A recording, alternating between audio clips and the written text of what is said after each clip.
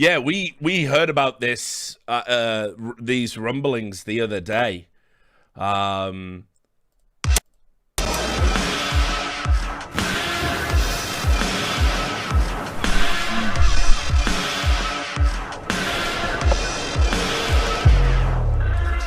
They want to walk out from apartments. Goes close, finds one, drops back down, and he's got it as well. Anyone that can hold on to it, he's going to get the one kill. Cirque inside the box. Oh, no. Defusing Oh, it. He's no. got in the That can't possibly be real.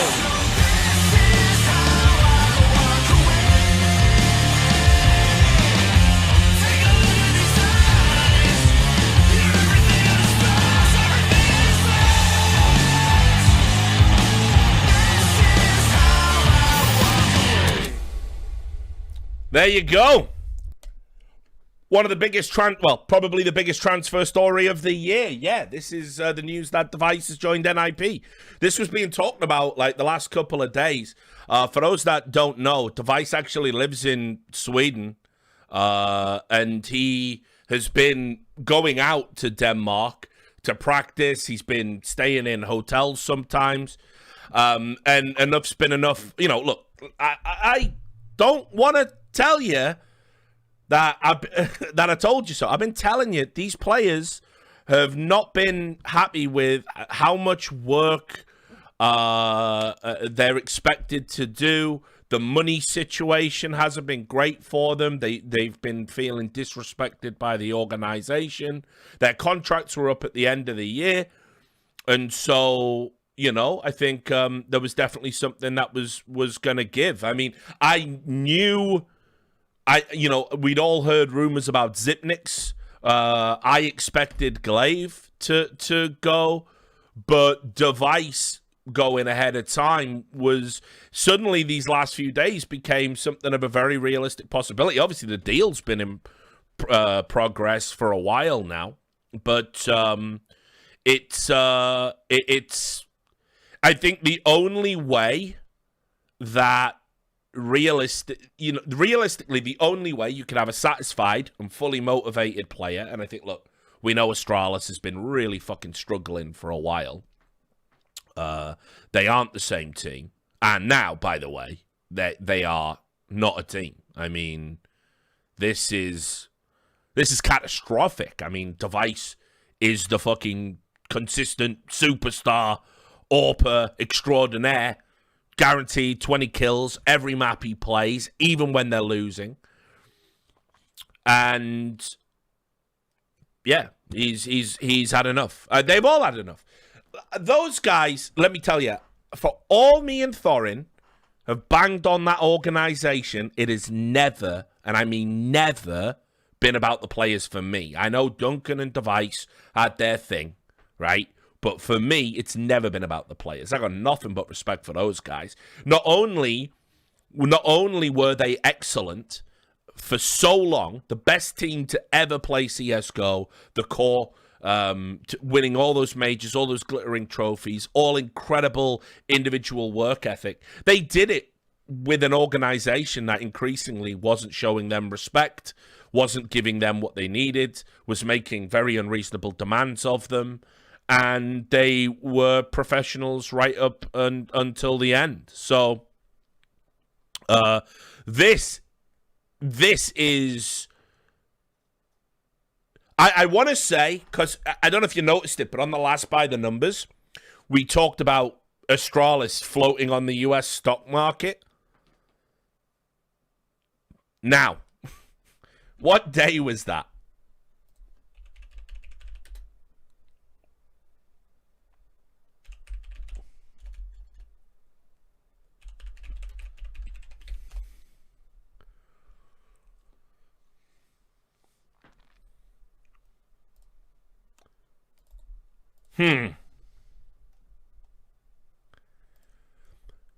Now, this will be something I'll probably have to consult with some financial advisors here, right? But imagine a world where on the 8th of April, you announce that you're applying to be publicly listed on the United States Stock Exchange. And then this happens.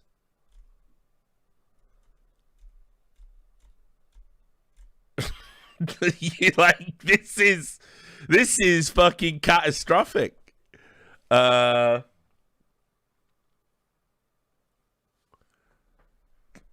So, I mean, is there even any point in this now? I guess, you know, if it still goes ahead, the only way would be up, right? But fuck. So I'll have to look into the particulars of that. But anyway, the reality is, you know, I said it for a while, these guys, they've not been happy, they've just been professional. And you have to understand that difference. Coming out and saying, hey, yeah, we fucking, you know, we're doing our job, isn't the same as coming out and loving an org and feeling invested in an org. And if you think about the journey those guys have gone through in particular with, you know, back in the Freddie Biskov days, you know, their good friend from the TSM hangover when they went and made the org and they all got a percentage, to now where they don't have that and they've got this new guy, this handball guy that's come in. Yeah, this Casper shit dude who's come in and by all accounts, to everyone I've talked to, even tangentially associated with the organization, he's an arsehole.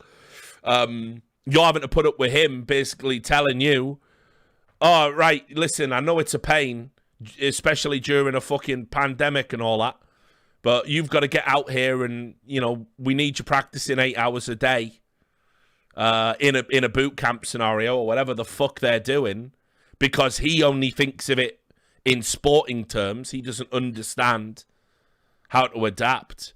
You know, obviously it's wore everybody down. They wanted time off after that ridiculous schedule at the end of 2019. Never came up. Glaive and Zipniks had to use leverage just to get a break.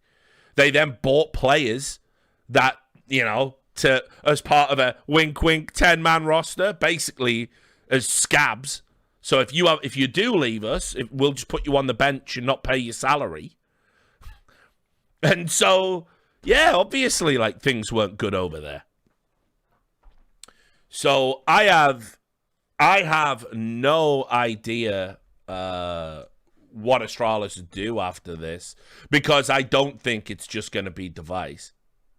That makes no sense. If it's just him, I don't see the other 4 guys wanting to stick around and play together without him.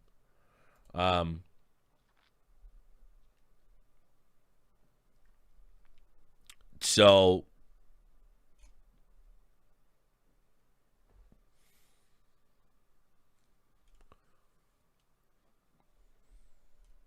I can.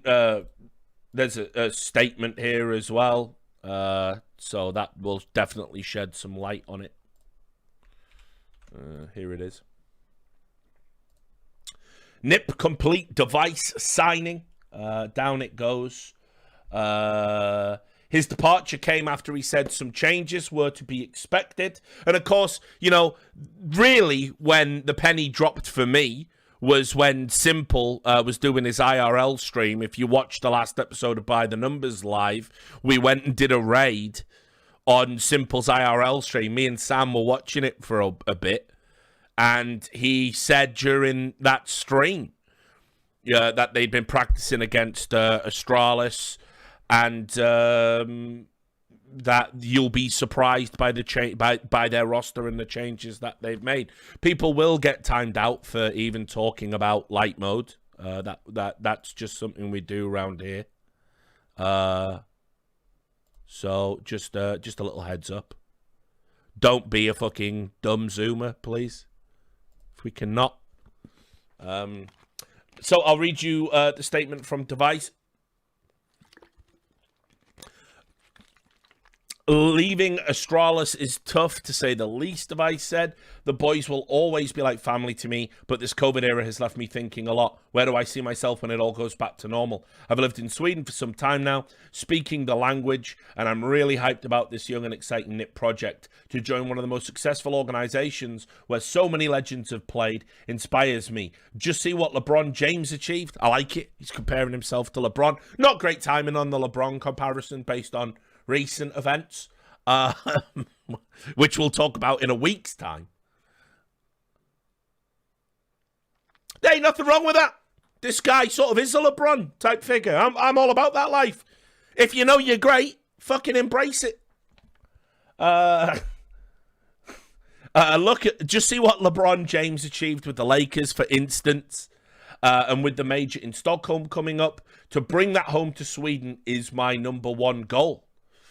And then the NiP Chief Gaming Officer, Jonas Gunderson, said, bringing in Device is a huge testament to the work everyone around the club has been doing for the past years.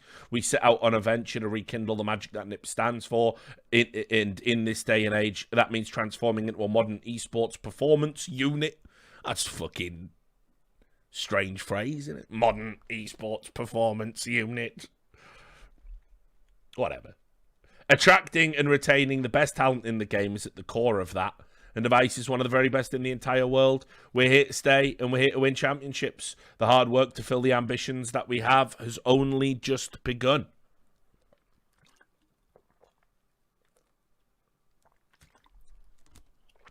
So,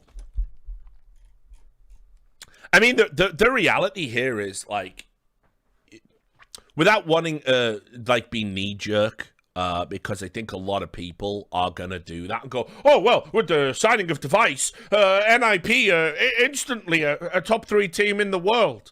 Let's not. They're outside of the top 10 right now. There's going to be an adjustment period. We can assume he's going to come in and replace Nork because he's the primary AWPer on the team. The only other option would be to replace ZTR, the young kid that's just come in, who, truth be told, ZTR started good, funnily enough, against Astralis, but has been very up and down since. And so they're the only two on the... And so if Nork is out, then, Device is obviously a massive upgrade. I feel a bit sorry for Nork. I don't think he was playing bad. I think this is like that crazy world you live in when you play in a specialized position. That if sometime anyone comes along who just happens to be amazing, like God tier, you essentially get fired and replaced, even though you did nothing wrong. So it's a shame for Nork for sure. But listen, in Rez, I think they have another really classy, amazing player. I don't think Rez gets enough respect. In world terms, he's almost like the Swedish Valder in a way. I've always liked Hampus as an IGL. So I've got nothing. I think the question becomes, how's Device going to react to playing under a new IGL, especially one who's not as tenured as Glaive? Device obviously knows he's the star player. Does he get Nico syndrome? Does he get LeBron James syndrome? That's a potential thing there. But I think overall, NiP are definitely now going to be competitively viable in a way they weren't before, because they have a hard carry player. They have somebody that can turn up, dominate a game, drop 30 kills, and carry you to victory. And certainly, suddenly those close maps you lose, you have the Device effect on them. So it's gonna be interesting to see how quickly they start to reap the benefits of his arrival. Just looking at what they've got next in terms of tournaments. When is their next event? So their next event is going to be Flashpoint 3. Wow.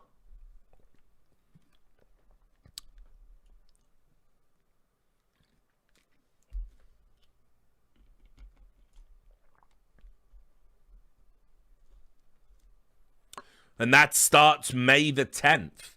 So they've basically got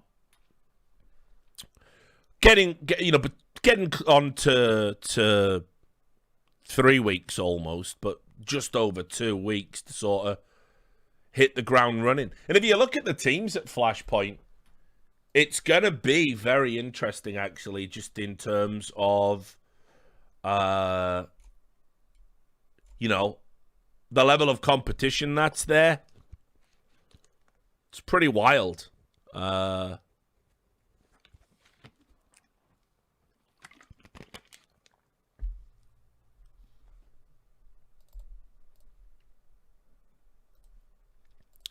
Like, it's a baptism of fire, for sure, as a first event with a new player, even like an Amazing World player. I mean, you can see here, look, first of all, they got to take on an Astralis, which are going to be massively depleted.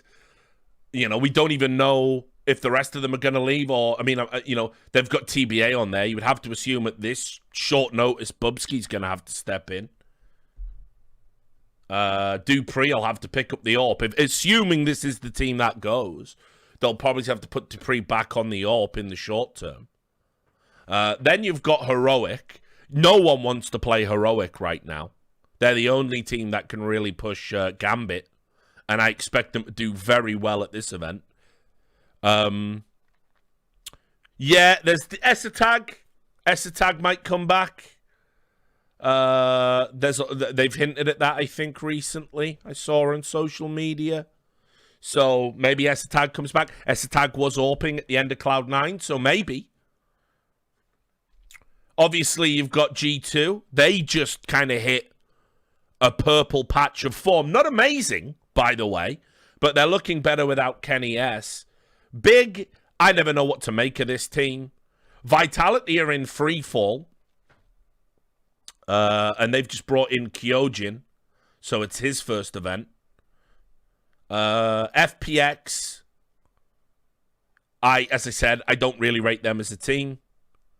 FaZe, it's about time. It needs to be Carrigan O'Clock soon, because he's been there a while now, and no one said anything. They need to have a big performance at this tournament. And then OG and Fnatic. You know what? NiP can do fucking really well here, actually. I'm saying it's a baptism of fire. Like, looking at it, there's a lot of paper tigers there.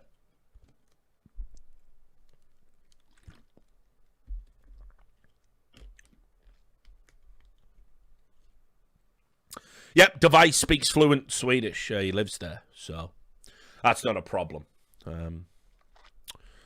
So that's going to be very, very interesting, actually, how that pans out. So yeah, what a crazy story. I mean, I don't have a lot more insight into it, really. Like, I heard the rumors. I just was like, yeah. I mean, it was very clear it wasn't going to be Fnatic. Fnatic made an announcement of their own, which, is certainly a lot more underwhelming. They signed Pepzor. If people remember, I can't even remember what it was I said it. It must have been on an episode of By the Numbers. But I said, oh yeah, we need to get Pepzor on a big team. He's going to be the next big player, and he's now on their roster. So, but only as a sub. But Fnatic have all sorts of problems. They're really struggling right now. So who do I think is the weakest player on NiP as of now? I mean, it's hard to really answer that because everyone's a role player, but I mean, it's clearly ZTR. It's like, I don't want to be disparaging about the kid. He's just broke through. He's got a long way to go. But it's clearly ZTR, but by some distance as well. Lacks the in-game experience. His numbers haven't been amazing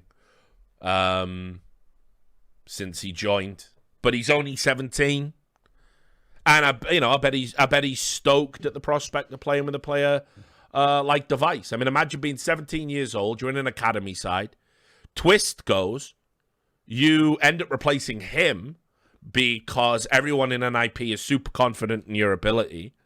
Your breakout series is you absolutely stomp all over Astralis individually and win a very close series like 16-13, 16-13. That's how you announce yourself. And then a few months down the road, you're actually playing with Device. So, pretty wild. But I mean, listen, on the issue of Astralis, it's definitely not the last move. I think there are going to be more rumblings there for sure. It's just a question of who goes next. But somebody will.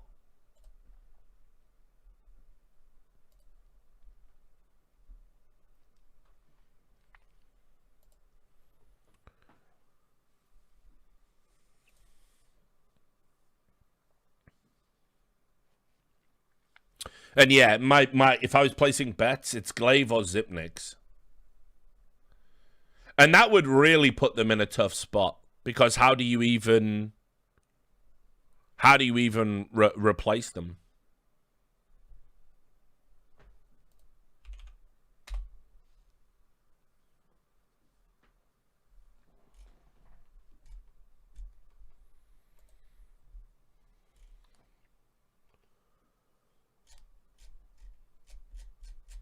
So yeah, wild stuff. But not so wild when you think about it. It's a hell of a transfer story on the surface. But you know, if like for example, if you knew the detail about Device living in Sweden, if you knew all the reporting and everything that, you know, has been put out there about Astralis and how tough it's been, if you knew how, you know, he's sort of thinking about what he wants to, you know, because at the end of the day, when you've worked that hard for that long, I'm not saying he's going to take like a backward step at NiP, but it's going to be a lot easier for him in terms of just the quality of life. Less travel, less hassle, dealing with less difficult personalities in the form of like the management aspect at Astralis. And you knew something was up. I mean, everybody knew. Like when Nicola Nyholm's tweeting, Bubsky should be playing. What's going on? You knew something was up. So I think this is like, I mean, listen, I don't begrudge any player a move that's better for them personally, especially if it's one that, like, you know, it's like a new challenge for him. This isn't like, you know, he's going to a completely irrelevant team. You know, it's still... NiP have had some, like, decent results lately. Before he even joined. If you go and look at, like, some of their performances they've had, you know, they were third to fourth in the ESL Pro League. And they got battered on one map by Gambit, but they had a pretty close game against them. They had a legit win against Complexity. They beat Vitality. They beat FaZe. It's like, these are all good results. So, yeah, I think... qualified for the... I think they're in the Blast Finals as well already. And when you consider, you know, they bombed out at Katowice, which was only in February, and here we are in April. It's been a fucking real turnaround. So, yeah, I hope this doesn't upset the apple cart too much. But yeah, this is a hell of a move for them. I'm confused about the money aspect of it.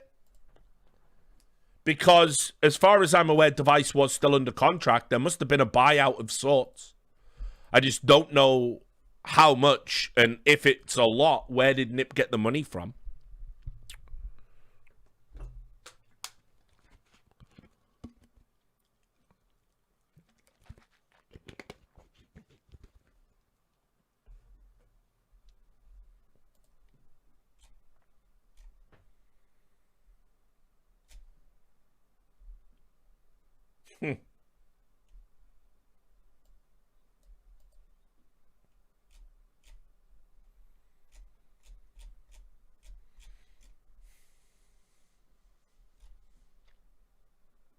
But yeah, so there you have it, guys. Pretty wild.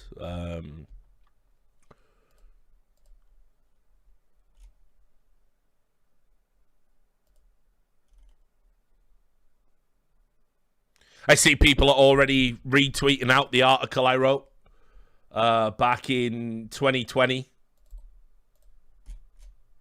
So we'll see. We'll see how that. As I said, once all the players start leaving Astralis, that's when I'm like, okay, right, now it's game on, because I want to see who's going to talk about all that stuff that I was reporting at the time, and a ton of stuff that I didn't have it nailed on. I couldn't get it over the line, but there was other stuff I was told, yeah.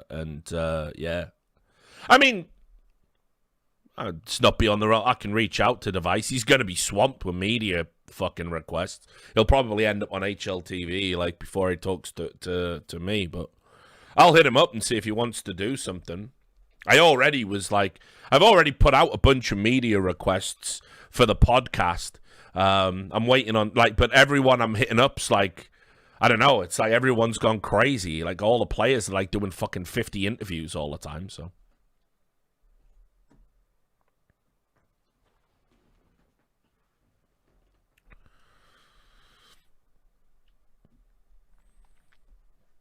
But yeah, I think with Astralis, watch this space. Watch this space is all I'll say, because there's no way it's just Device that's gonna go. It just doesn't seem plausible, does it?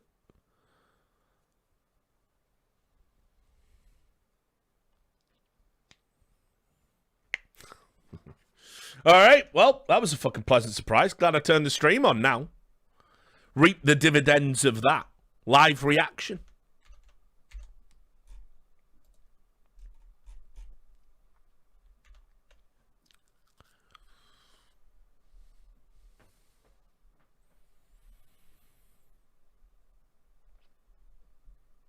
Did I know it was coming? I only heard a couple of days ago. And even then it was just like, oh yeah, you know. Richard, have you Device was joining NiP? It's like, yeah, I'm not gonna. That's like, so right now, it's like, I don't know, roster moves feel just like, you know, for the mechanics of like publishing that story, let's say, what I would have to do is I would have to ask everyone involved. They would all lie and then possibly rush it through anyway, right? Then I have to get another source and then get another source because I do it all fucking super serious. And for what? What do I get for it? All that would have happened there was I would have been called a liar for 2 days. So well, I'm just not. And then, oh yeah. So that's not the type of work I'm super interested in doing these days, you know. Like, if DK was still around, he'd have had it. Of course he would have done. He probably knew anyway. But it's not professional now that he's like a player agent to be leaking roster moves. So. Nice, it's Anders raiding me. Just like the Viking he is deep down. Hello, Anders. Might see if he's actually... let me see if I can get him on a call, actually. Get his reaction. Let's see.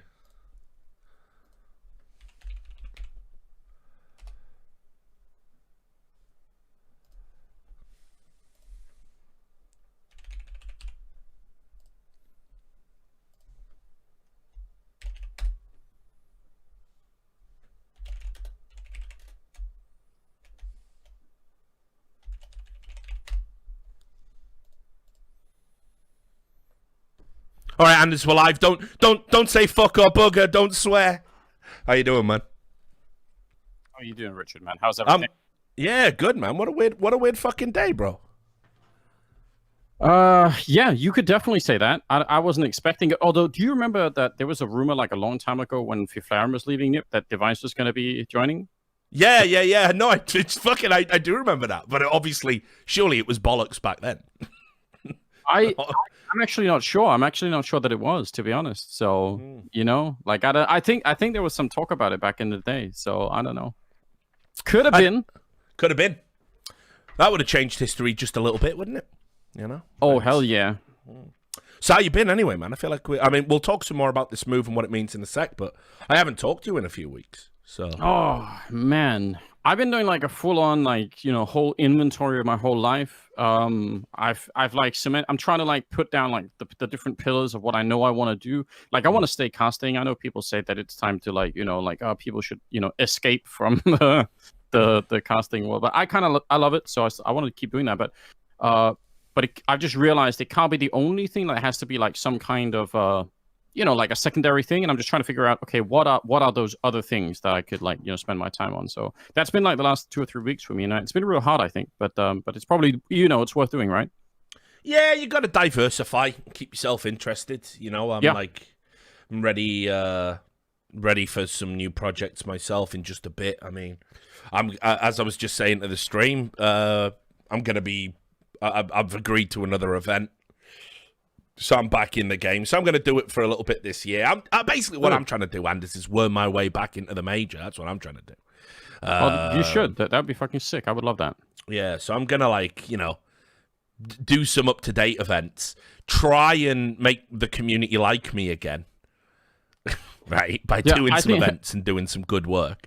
And then maybe get hired, you know. Surely just wait a week and it'll be all different, you know. That's how it works. Yeah, the problem with that is, though, like, I don't know what's happened. I don't know if it's because everyone's gone fucking COVID crazy, but the dramas seem to be getting closer together. Like, I know, yeah. Yeah, do you know what I mean? Like, like back in the day, I used to have a drama like once a year, and then it was like once every 6 months, and then it's like, all right, whatever, you know, that's fine, I can cope with that. But I've had 5 dramas in 2 weeks. I know. Well, I think it's definitely COVID, but I mean, you've been a long time proponent of this idea that social media is making everyone, you know, really ill, and I think that's like we're probably only even seeing the top of the iceberg for that, aren't we? You know, like it's not like we're Device not even joining NiP. Yeah. Twitter did that to him, you know. Pressured, just pure pressured by the internet. Well, I'm glad you're doing all right. So yeah, let's while I got you here, then, man, let's fucking talk about this move. I mean, because I don't know how much you know as like a Danish dude. That's obviously, you know, hearing stuff all the time and all of that. But you know, I felt that there was definitely going to be an Astralis player leave before their contracts expired at the end of the year. And I know a few of them have looked at options and talked about it. I didn't think it was going to be Device first, though. That's what blew me away. No, word around the campfire, right, was that it was going to be maybe SIP, I think was on people's minds. So, I don't know, I guess when you just, obviously, hindsight's always 2020. When you think about where he's living in Stockholm, you know, maybe you start to think, okay, maybe actually it is like not just a mix of the team obviously trending in the wrong direction, Astralis that is, but also just the quality of life. So maybe like you meet somewhere in the middle on those two fronts and you say, okay, well, you know, I don't want to ride this roller coaster all the way down. And actually my life is significantly more improved if I can stay boot camping in, you know, in Stockholm with everyone else. And like, I don't know. I mean, like those are reasonable decisions, but obviously, the only thing that I can think of is, you know, while making that quality of life, like, you know, optimizing that is obviously great in the moment. I feel like if you're someone that's as good as Device, there's going to come a point in time where you're going to say, actually, quality of life is cool, but I want to win. I just want to win everything again, you know? And if NiP can't do that, then I kind of can't help but think maybe that could be a problem, you know? But maybe they can, so maybe fuck it, you know? It's mad, mate. I mean, you think about how long Device has been banging fools out for, and he's still only 25. You know, you have to kind of pinch yourself. Like, you know, obviously Dupree's the older of the two. He's like 28. You know, if Device was 28 and he made this move, you go, all right, it's the retirement home paycheck. But at 25, I mean, like, he could spend a year at NiP, check it out, see if he can win anything. He's got a good run up to the major coming, which will be domestic for him now. I mean, think about the pop he's going to get from a Swedish crowd. Of course. You know, absolutely. Well, I mean, my favorite, you know how I love the conspiracy theories. So my favorite one yet is that he is just there to like check out like NiP and all of their strategies, and then, you know, in 6 months he's back in Astralis again and has figured them all. I think that's like the new world order in wrestling. He's gonna, like, you know, exactly. my God! He just takes off the NiP shirt and he's got an Astralis one underneath or something. But, Exactly. yeah, no, I think at the end of the day, my understanding is just that something had to give over there. It's like apparently Yes. it's not a good time for them because there was rumors about Zonic thinking about going. I don't know how true that was, but I heard that. I think he came out and denied it, but I think Zonic's been maybe thinking about he's a family guy and wanting to spend some time because his work ethic is insane. To an unhealthy degree, Yeah, of course. would say, like a lot of us. Can I jump in, man? just? I was going to say it because I know you'll be loving this statement here. In a statement, Kasper Witt, Astralis director of sports, admitted that losing device poses a challenge short term. You must be loving this. Oh, Casper shit never change. It poses a challenge short term. Yeah, you've lost one of the greatest ever players. Arguably the greatest, because if you prize consistency over overall skill ceiling, it's device. Sure. If you go by that metric. So yeah, it does pose a challenge in the short term, doesn't it? Just a little bit. Like that's kind of like saying, without Jesus, it poses a bit of a challenge to Christianity in the short term. Mind you, then again, Christianity worked out, didn't it? So. If you're the mayor of Hiroshima or something, the bomb did pose a short-term challenge indeed. Definitely a problem. So I mean, it's that's crazy to me that they're trying to downplay it. I suppose they have to, but it's catastrophic. Of course. I mean, I don't even blame them for it. Like, what else are you going to really try and do? Like you have to play it off like it's kind of like an okay thing, right? But I mean, just to follow up what you said about Device and how good he is, I feel like in the public there's always that simple versus Cywood debate, and I think that's fine. But I actually notice if you ask players, a lot of them will pick Device as like that's true, player kind of thing, Yeah. So I mean, I think I think it's just not been a good place for them over there because you have and look. I don't think this is a secret. I don't think I'm talking out of school.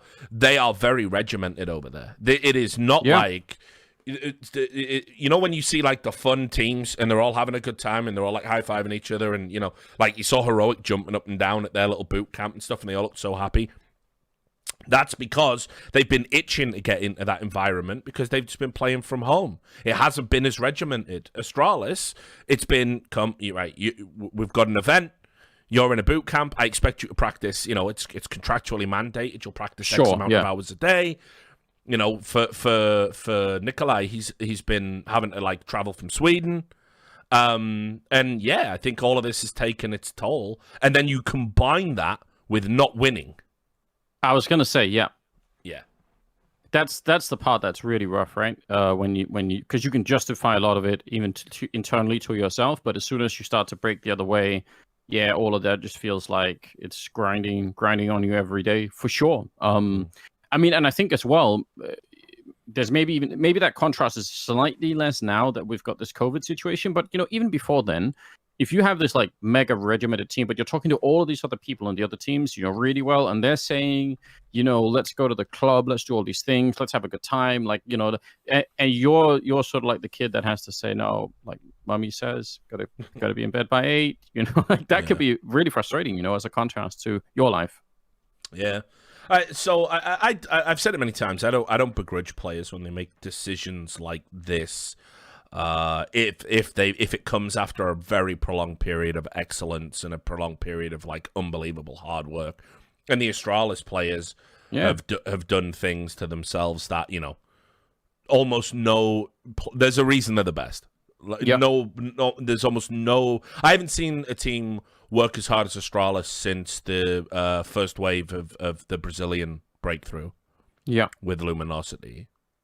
In some ways, like in spite of how much we can laugh at like the PR stuff, like they did rewrite a huge portion of the game, and I agree. No one's ever done anything, and it'll probably be a while before anyone even can think about doing this again. So I don't listen from like if you just had to analyze this from like what is this going to do to NiP and what is it going to do to Astralis and what's the whole situation? Like there's obviously a lot of ways to try and look at that, but there's a part of me that's almost thinking just from like an observer, and like, so I feel like this is actually like I kind of like the waves, like, you know, rocking a little bit here. I feel like because of COVID, it's been so stale for so much of the time. You know, I feel like, all right, now we've got like something going on. So I don't know if that's a good reason to enjoy this, but you know, there's just a little part of me that's like, okay, it was getting a little bit hard actually watching Astralis just slowly run out of power, you know? And how long would you have wanted to follow that? Let's say you knew for a fact that this was going to go on for another 5 months, just straight, like, more depressing, more like, you know, statements about how we're going to turn it around. Like, then you would be happy that they made the move now. You'd be say, great, like, I'm glad they didn't spend another 3 months like this, or 5 months, you know? So I don't know, like, we'll never know what that timeline is like, but I kind of feel like, you know what? I'm okay. Let's roll those dice, and then... I mean, the only other thing is the talent that, when you said Esatag, right? Which is obviously like, that sounds incredibly likely. But I mean, I think I think you guys made this point on By the Numbers, or something like that, at least, that obviously the only other player in Denmark that could maybe improve Astralis would be Valde, right? And he's not there. Yeah, it's no chance of that move happening, I don't think. And no, yeah, it's kind of like, I think the Esatag move is all but guaranteed now. And I mean, listen, I don't want to, like, I feel really sorry for fucking Esatag. I got to be honest, like, the way that his career trajectory has been so weird. You know, goes to Cloud9 after, you know, he only played 36 maps for Astralis, but he was brilliant in those maps. Really stood out, but everyone's like, it's online, he is playing in Astralis, what can he do? He goes to Cloud9. He's going to be the entry fragger. That's the plan. He's going to entry. Gets there. He's playing entry. There's issues with Woxic, with ping, and other problems. Woxic's not performing brilliantly because it's online. So Woxic has to go. And then suddenly Esatag's like, yeah, you're an AWPer now. And I don't think he'd AWPed since Heroic. Yep. It's so rough, isn't it? So now he's got to relearn being an AWPer. So he does that. It gets no time with Cloud9 because that project's pulled, because it was a North American organization that was funding it.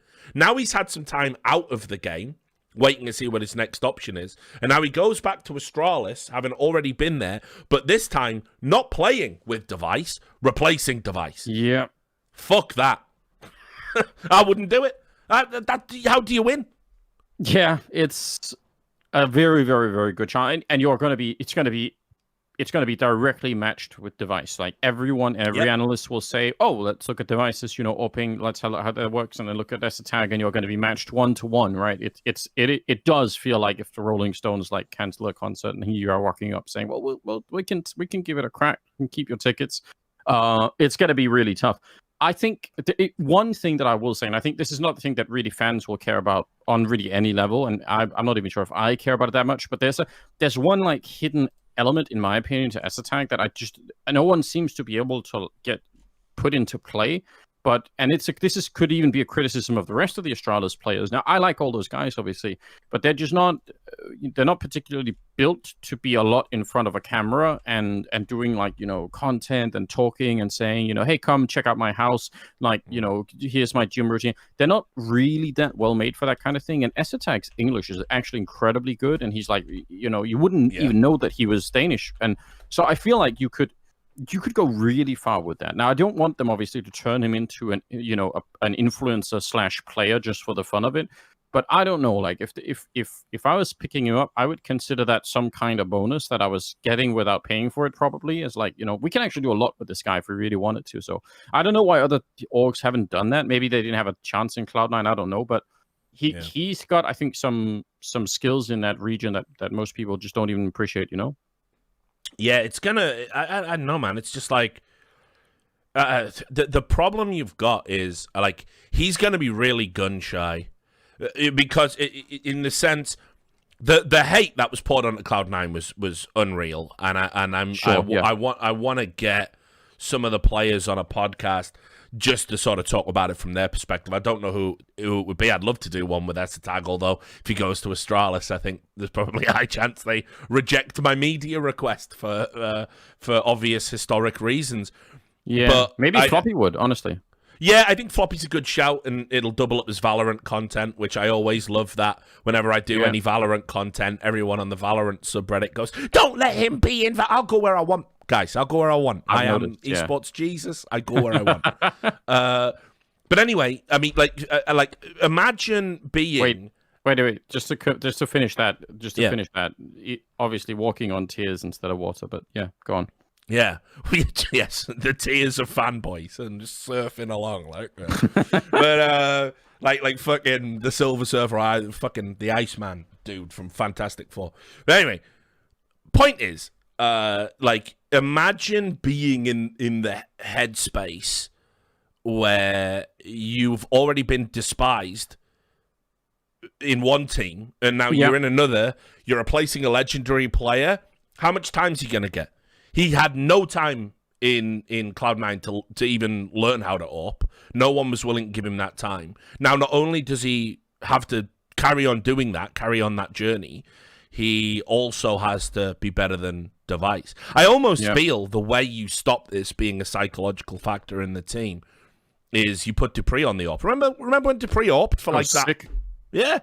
When Device had to sit out, Dupree was sick.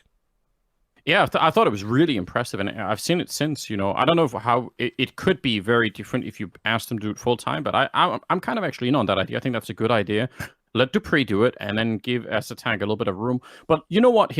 I think actually here is a chance for Astralis as an organization to prove that they've got some of that, you know, like professionalism and like real sports team kind of feel going on inside of the organization, because this is like a real problem to solve, right? If you don't solve it, well, then yes, you're gonna get a really nervous player that's sort of been, you know, just set up to fail, and you know that's not going to be good.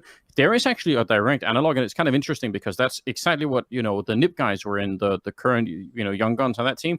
They took over like the most legendary brand in esport, or at least in Counterstrike esports, and right after like that, finally like the old guard had stepped down, and now they had to like try and say, well, good luck carrying on the legacy. Good luck not being judged up against the 87 and 0 type memes and all that. Like, and talked about that a lot. It's like, you know, when you fill shoes like that, I mean, you don't ever really fill them. You know, it's no, but they did. But I actually think, like, to their credit, they kept their cool. They kept their head down in the beginning, and they actually did a really good job. Like, I was kind of worried that was going to happen, but I thought that was really impressive from NiP. You know, so it can be done, obviously, but you need a strategy for it, right? You need to see it coming, and then you need to think about, like, okay, how do we make sure that this doesn't become 2 months in hell for Tag, where it's just like you're saying, should have been Device, you know? Well, I mean, listen, I mean, I think it's all academic if someone else leaves. I think that I almost think if somebody else goes, I think the pressure's off Tag. How much can you realistically expect, right? I mean, especially if it's Glaive, because I mean, listen, my theory is, I know we heard about Zip for ages potentially joining other teams and, you know, looking at his options. That's fine. But obviously Glaive's in a weird spot because, you know, his partner's expecting he's going to be a dad. True. Contract, you know, he's going to... Listen, I say this to everybody. Esports is great. Winning is great. What we do is cool. Take the paternity leave, because the first year with your kid is like nothing else. You know, everyone says it the same thing. It's like they're the moments, and you know, I would tell her, and you know that. You're preaching to the guy who I left the hospital one day after Walter was born to go to the majors, so because I'm an idiot. So you know, what can we do? But you did take a hiatus for a bit. Is the point? Yeah, I tried to do it afterwards. But that was a bit rough. So listen. Yeah, obviously you're a cunt. I know, but you're a cunt who loves CS, and that's why everyone loves you. So it's fine. No common sense at all. None at all. No. But you know, I think Glaive probably will want to take some time soon. Yeah, and we all know how Astralis are like about that, right? So I agree that you know that he should even. I think that actually makes a lot of sense. Yeah, then the question becomes like, I know, you know, who was just chatting to MSL? Was that Duncan? Yeah, that was Duncan on Counterpoint, sure. Yeah. So I don't know. I mean, like, maybe he's out there waiting. Like, I know that it's hard to wash the the stink of North off you, but you know. How do you? Jeez. But still, how does anyone do that? No, I mean, what I love about MSL though, like this is why I love the guy, because I disagree with so many of his opinions about the game. Like I say, I think recently he said, yes, Vertigo is the most tactical map. I'm like, right, okay, you're lost in the sauce. I thought I had a problem. You know, I've yet to see the B bomb site, I think, on that map when I'm watching the games, you know. But anyway, by the by, I know for a fact he turned down offers during his time in free agency, and he said it's not about money, it's just well-paying offers, right? yeah, big offers. I mean, like, you know, not only big offers, but so big money and total autonomy, build a team sort of shit. So he was like, you can kick who you want, you know, do what you want. So he turned down that because he just couldn't be asked, essentially, and like he's under no obligation to get back in the game too soon and sign up to a project that's like dog shit. And so what I respect is he's waiting in there. And wouldn't it be brilliant if Glaive says, right, I'm off on paternity leave, I'll come back if you need me, but I'm off to spend some time with my bambino. MSL comes in for 3 months and we get an MSL version of Astralis. That'd be fucking great. I think, and I even think, just to bring it back to what you were saying earlier, that would take so much pressure off the team, because now it's not just one guy being judged against device, which nobody wants to be in that position. But now it is actually, even the community and maybe the fans as well will start to say, okay, we're just starting a new project in that case. Well, fair play. Let's see how this project works out. And then you can look. I think that actually would give like a pretty nice, just a low bar to like do some stuff with. And yeah, I actually wouldn't mind that play. I think that would be really interesting. And then you've always got Glaive waiting out there for, you know, if there are other opportunities, you know. Yeah, if it goes horrifically, you know, which it might, because like I say with MSL, I don't think you ever know what you're gonna get. You know, he's a very Jekyll and Hyde kind of dude. Like, but if it works out and they get this like, you know, brilliant, because I'll be honest, I don't think MSL, like in North, I don't think he ever had the tools. Really, I mean, I don't mean the players. I mean, for all their talk about being a sports org, you know, he didn't have a Zonic over there. Like, all due respect to the coaches that they employed, but this is, I mean, something else, right? I feel like, because I don't think MSL will be doing the same kind of fragging that you know the Glaive of the best version of Astralis could do. But then in some sense, maybe that MSL doesn't need to do that in Astralis, whereas with some on North, like, he couldn't just be like I'll drop 10 kills as an in-game leader and that'll be okay. Like, I feel like they didn't have the firepower to deal with that, but it's entirely possible that Astralis still could. You know, not that I don't think we're in a space where you cannot get any kills as the in-game leader. I mean, that was like an excuse back in what, like 13, 14, 15, maybe even. I feel like that's kind of gone. In an era where you've got people like fucking Blame F and Katie and it doesn't fly, does it? Oh, it doesn't. But, you know, it would be less of a problem, I feel like, in Astralis than it was in North, I guess. So, yeah, maybe that would make sense, right? Yeah. So, I mean, listen, what a fucking crazy day for Counterstrike. I mean, listen, I'll be honest with you. Like, because all the news around Counterstrike has been so downbeat lately. You know, it's such a nice welcome change of pace to have something cool to talk about. You know what I mean? That's what I'm thinking about as well. It's like I don't know. It's getting to everyone's, you know, brain, this whole COVID thing, and there's like all this news about people leaving to Valorant and all of these other things, and it does kind of. But I'll tell you what, like something that I can't get around this, like the kind of games that we've had. Let's just say like the two finals of the Blast here to decide who was going to go to the finals in the Spring Showdown thing. Those games were, you know, whenever we have games like that, I feel like the whole community almost is just reminded, oh wait, shit, this is how good it can get. Like, and this is without like there's no teams, there's no audience or anything. Like, I feel like the collective perception of how much of a dip Counterstrike has taken has to sort of be weighed against the background of the fact that we haven't had any like real Counterstrike for a really long time, you know. So I don't know, like I feel like a little bit of interesting news here to like keep things trucking along, and then hopefully at some point they just said, right, Cologne, they wanted to do it with no crowd but with players there. That's their dream right now. Yeah. If that works, I mean, like that's at least a step in the right direction. I hope they can. Yeah, I mean, listen, I think maybe we're starting to get a little bit of like, I don't know, because I've been very doom and gloom. I know, you Sure, you yeah, watch yeah. my content and stuff, and it's just because I've been around other esports and it's had the same vibe and the same feel. Yeah. But I will say, coming out of ESL Pro League, we had some great matches. We have the emergence of Heroic and Gambit, who are the current two best teams in the world. We have that amazing Cadian moment, coupled with all of his story, greatly casted by Machine and Sponge. Yeah, that was sick. Yeah, and we got a nice little iconic moment to wrap up the tournament in a bow. And I was watching that and thinking, oh man, fucking Counterstrike. Like, imagine if my first thought was, if that clutch had happened in a stadium with 10,000 people in it, it would have been one of the most iconic esports moments of all fucking time. That was like where my brain went to immediately. And so I started feeling pretty good, I was like, yeah, fucking, it's not all doom and gloom. Fuck it if the Americans don't want to play. We don't want to play with them anyway. Suck my balls. And so I started getting like a little bit more upbeat about it. And then obviously we've got our RMRs coming up. We've got a potential of Cologne being in a LAN environment. And there's a major around the corner. November's not a million miles away. True.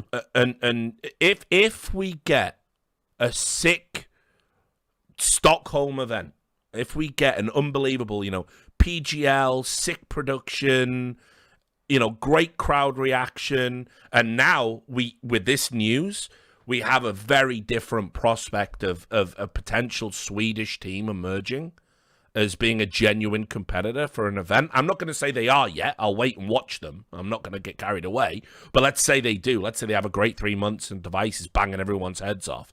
Yeah. I mean, suddenly you think maybe the game can be saved, even if it is only on our continent, like 28 days later or whatever. We just close off Britain and forget about it. Well, I mean, I have so many questions on this front, because I agree with you about the atmosphere and Counter-Strike, and like that feeling of like, wait a minute, things are not just going straight up all the time. Like, there's definitely some kind of a cooling effect going on here. But then I don't know. I feel like the thing that I've been through a lot is this sort of new game comes out, everyone proclaims it the new esports. Every influencer will pick it up and hype it and say like, this is it, and everyone is streaming it, and then literally 2 months later, it's something else. And like, there was obviously a period in time where that was like with the battle royales, where it was really hot, where it literally was like every 2 months, boom, boom, boom, new, everyone's over there streaming there. I think Apex, weren't they like they just sold everything. They just had incredible sales. That was where Ninja took like $1 million to start playing the game. And then as soon as he'd met his contractual obligations, he said, yeah, I don't even like it that much. I'm out. Yeah, which, by the way, as I've said, baller move. Like, what a legend. Like, fair folks. Yeah, love that. But and you are right. You are right.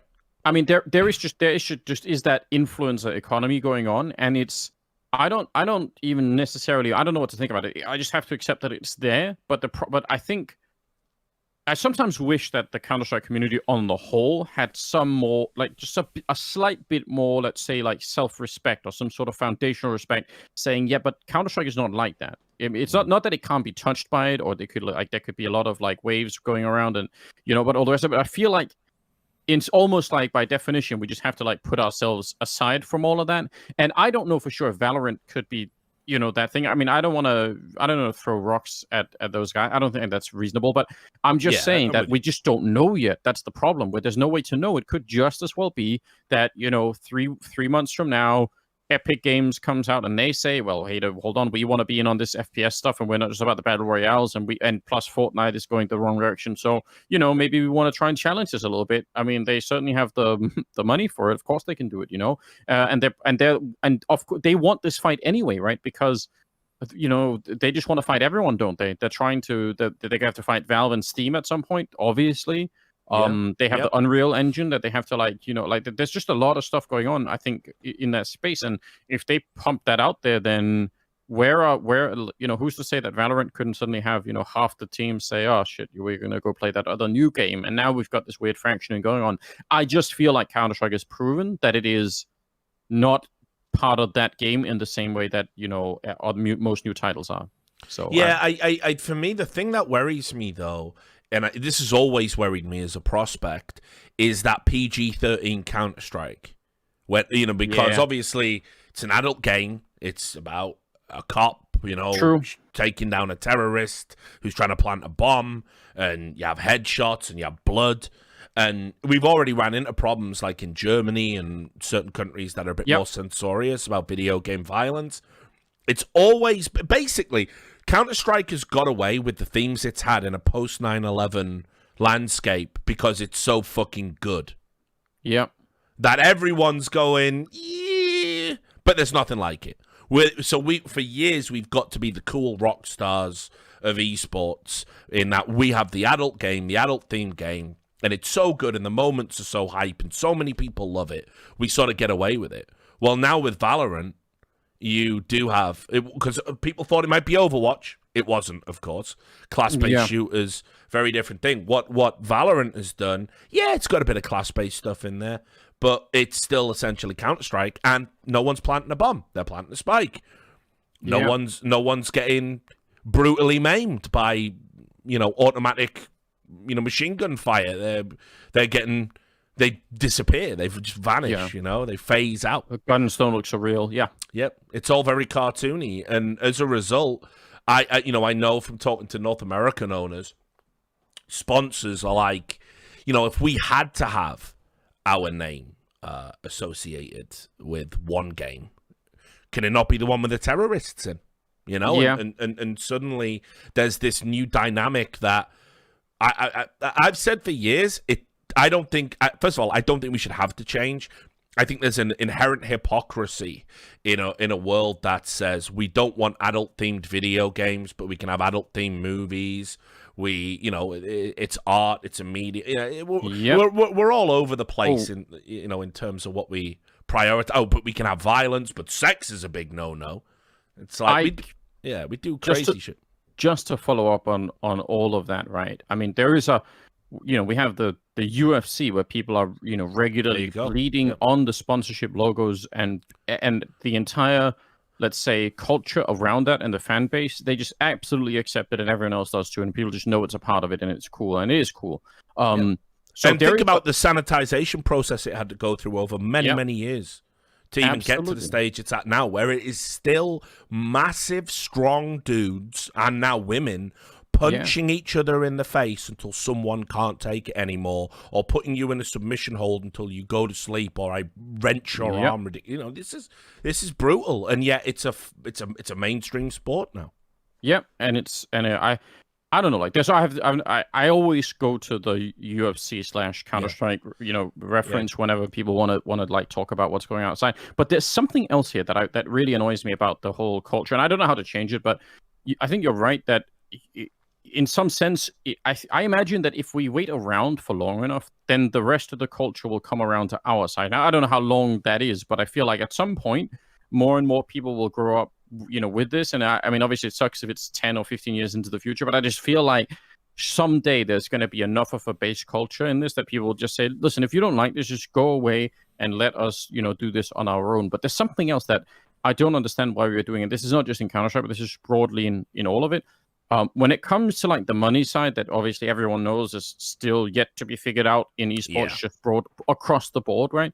I can't understand why the one thing that we can't just say is that, okay, maybe the gambling side of like online casinos, maybe let's stay away from that, but the betting side, because that isn't everything. Like everyone accepts that as like a thing in sports. It's like a huge pillar of sports funding. I don't understand why we can't make that distinction and just say that's okay. Like, yeah, we do a lot, and we already do that. Everyone does that, right? Everyone always tries to make a point of like, make sure you bet responsibly and put a limit on your account so you can't spend more than X. Like all the sites have all these features, right? So why is it that we can't just let those betting sponsors have like a little bit more of a say so that they can spend a little bit more money and it can still be sort of reasonable?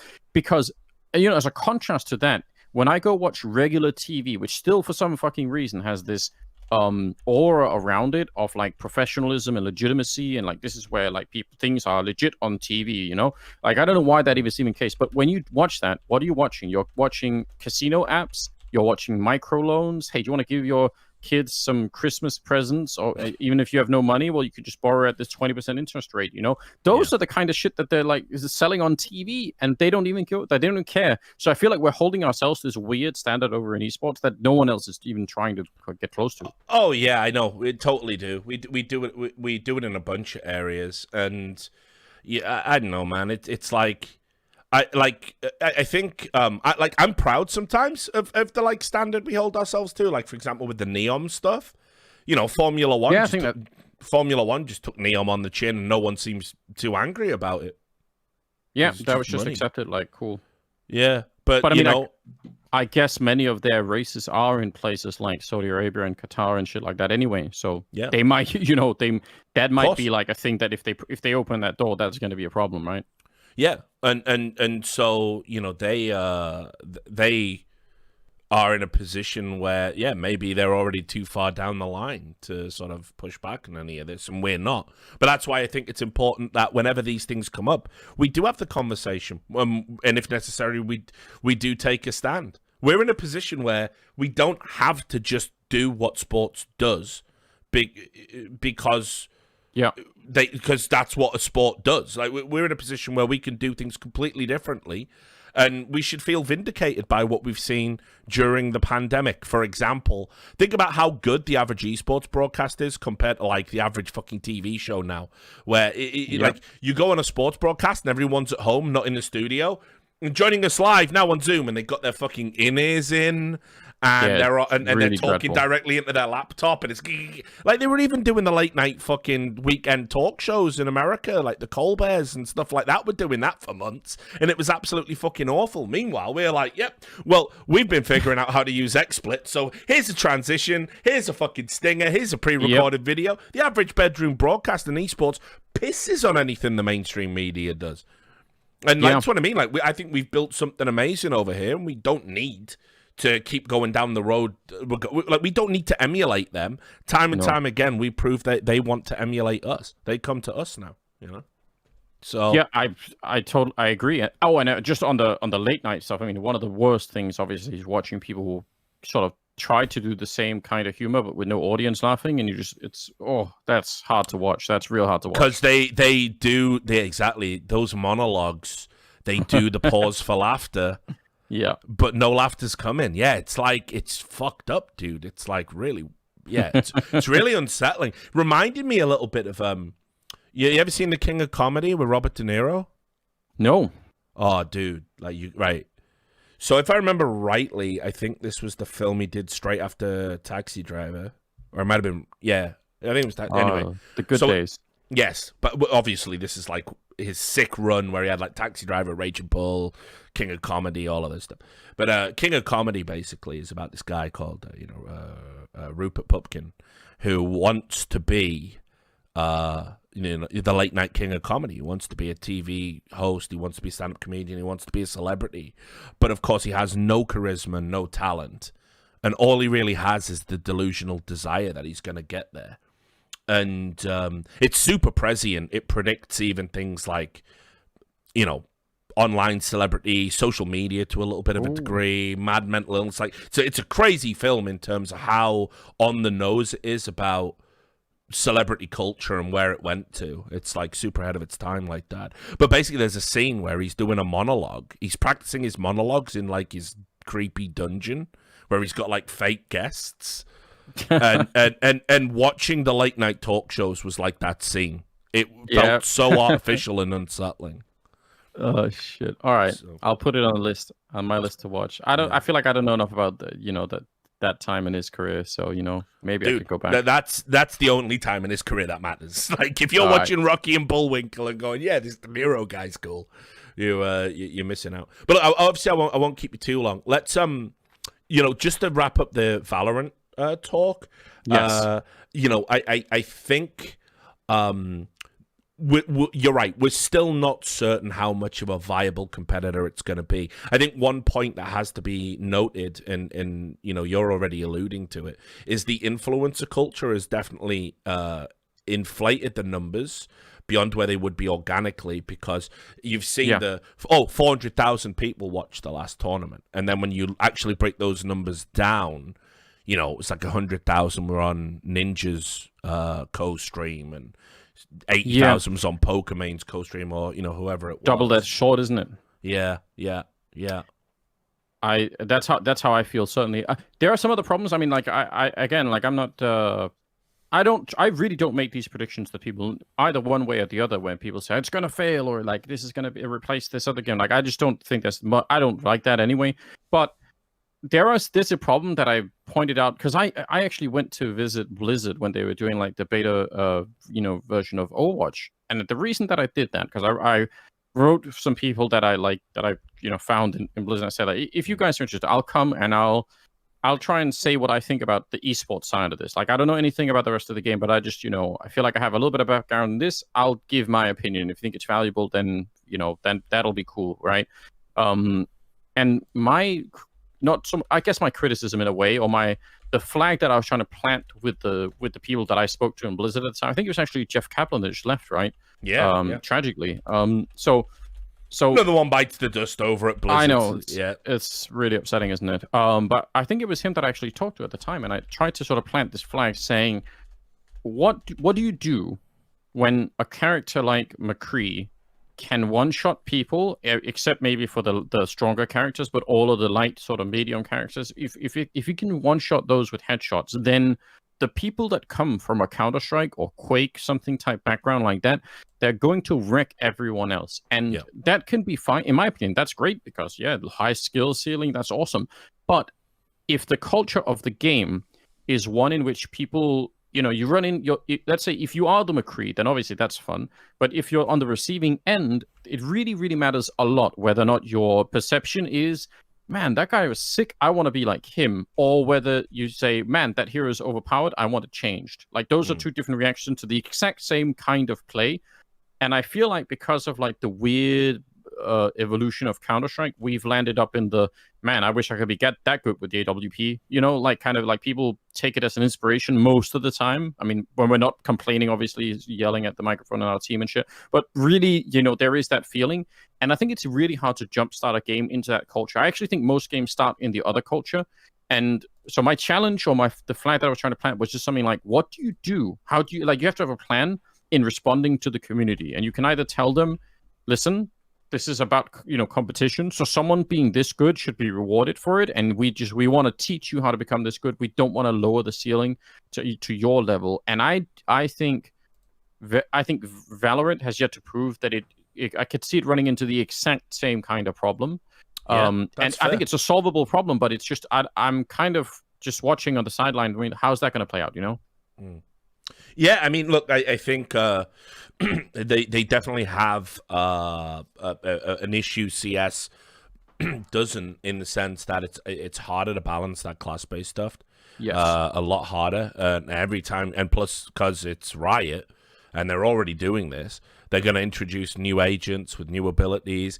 This is where I start to worry about the game as a competitive spectacle in the same way CS is, because let's say when you have 10 agents, and you can, and it's a 5-a-side game, then that's fine. Then let's say you have 15. Okay, now there's some selection, and certain agents will interact with others and synergize, and there'll be counterplay.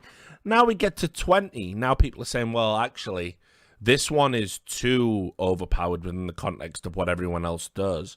Yep. We need a pick and ban. And then by the time you hit 30 and 40, you end up with just a handful of them being so strong optimally compared to all the others that you end up with a stale meta. And the only way to rejig the meta is to essentially either nerf the ones that are too overpowered, thus creating a paradigm where you pick another 5 because they become the optimal ones, or you have to buff the other ones and hope people move towards them in place of what the other ones do. Yeah. We already saw that a little bit with Sage in the game. Like, there was a period of time where she was absolutely insanely broken, and basically games were being dictated to who played Sage better.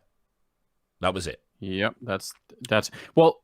There could be another problem in here too, which has to do with Remember in Overwatch how people would come from like a pure FPS background, but a lot of people in Overwatch would suddenly show up. This is a surprise to me, from like a MOBA background, and they saw this as like their chance to like dip their toes into something FPS like. And obviously, I guess from their point of view, they will have seen like all of the abilities that I saw as being kind of in the way of what I thought of as the core game. They would have seen that as being that is the core game, like using your abilities in the right way. And I think, how do you make sure that your own fan base isn't divided against itself between the people that want the abilities to be, to have a lot of weight, and the people who want the guns and the mechanical side of it to have a lot of weight? And because if you don't solve that problem culturally inside of your own fan base, then there's a pretty good chance that about half and half from either side will just go and play a game that only appeals to their side, rather than sort of, be dealing with abilities. Because it turns out there are games where you don't have to, right?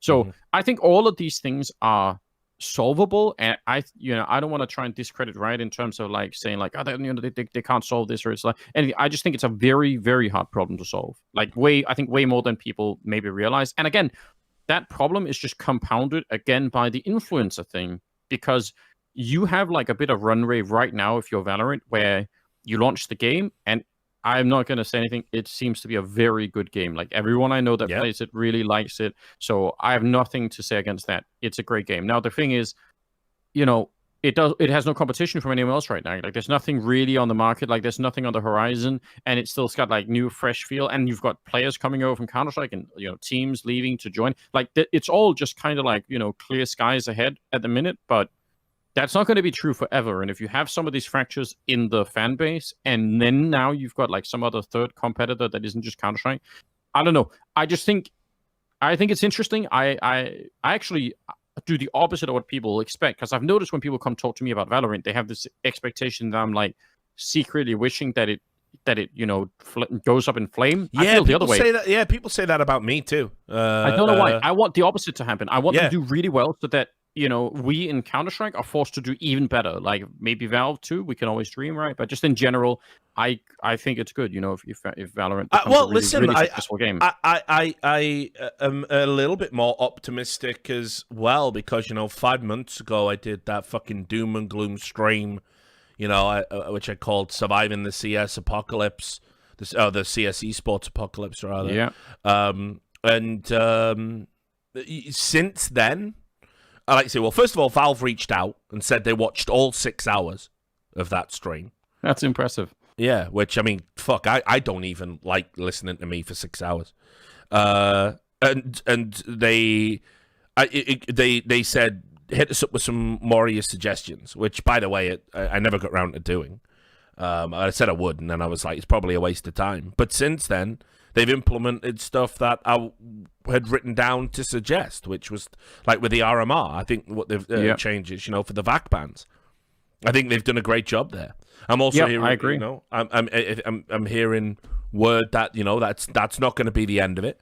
Not to mention, interesting. I know they've gone AWOL, but did you hear about what they were going to do for the Dota DPC, where all the teams in the DPC were going to have they were going to have items, like cosmetic items, like team I didn't hear about this, but that's awesome. Yes.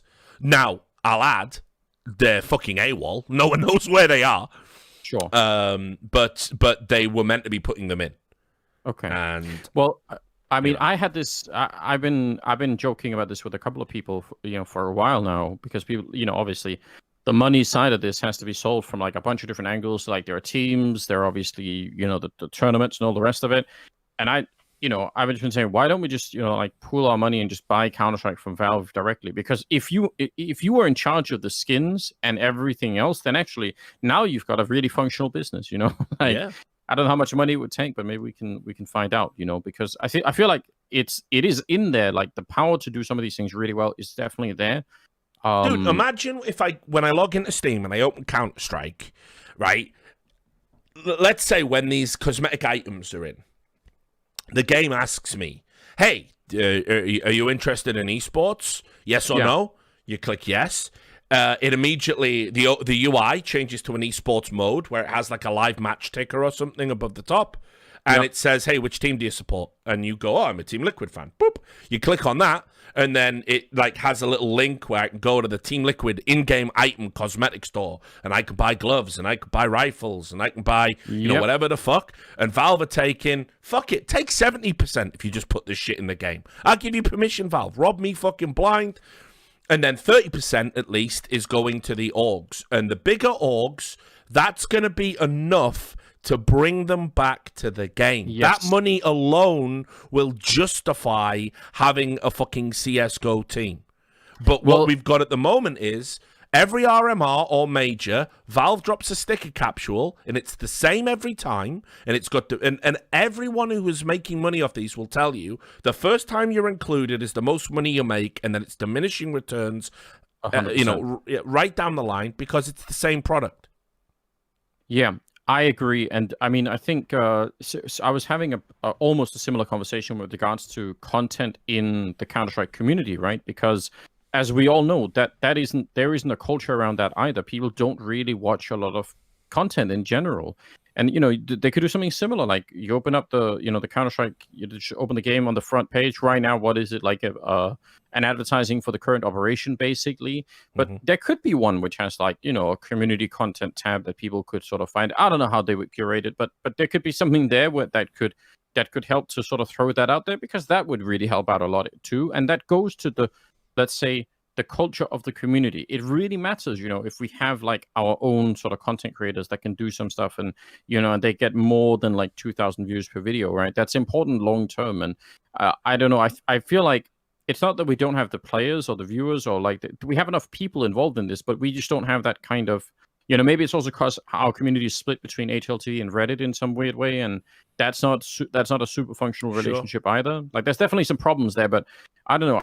I don't want to preach to Valve about what they should be doing to sort of do this, but I feel like, man, there's got to come a point in time where something has to be done, you know? Like something at the end of the day, like from an esports perspective, where we hit Judgment Day and why we need to have a lot of things in place is end of this year, start of next year. That's when everyone behind the scenes is whispering about Valorant franchise leagues. Sure, of course. And so we're going to have another greedy bastard American model of esports, $10 million buy-in that's going to be supported by all the big NA orgs, and it's going to be in Europe as well, because it's not just NA that are playing Valorant, of course, although they're going to get all the preference. And then, you know, if anything's going to tempt away the Europeans, let's say you're a Fnatic, and somehow you get the money together to get a buy-in to the European League. You work with Riot. You know the LCS is turning a profit. You know the LEC has big sponsors, and and gets you a ton of viewership. And having a League of Legends team is now infinitely more valuable to Fnatic than their CS team even is, if you can imagine that. So if Riot come and seduce you and say, listen, it's going to be the exact same thing as League of Legends, but for Valorant, some of those European teams are going to be like, you know what, fuck it. Rich, I've always wondered about this though. What if, adding to what you just said, what if they just add like one more sentence that just says, oh yeah, and by the way, we don't want you having teams outside of the ecosystem, but if you get a slot in one, we'll mirror it in the other game. Now, you know, like they could softly push people out of. I don't know if any game developers have started to do that yet, but I actually thought maybe that this was my like slight fear in the back of my mind when Overwatch was about to sort of like, you know, be launched and was going.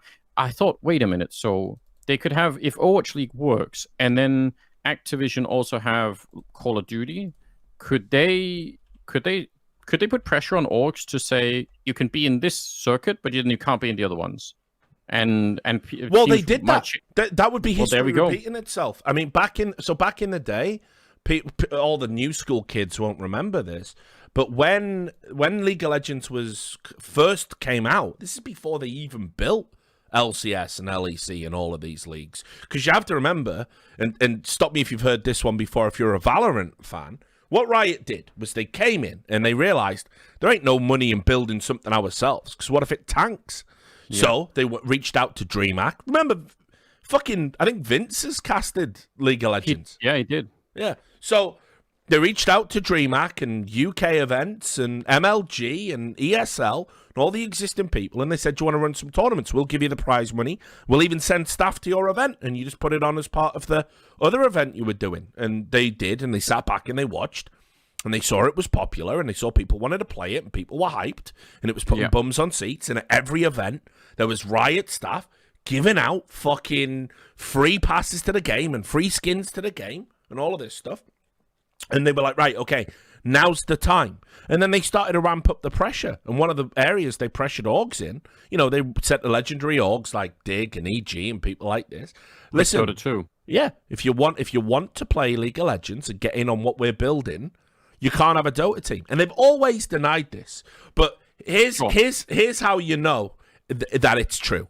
Because the people who broke this story and made it public were like me, Too Good, Scoots, and In Control.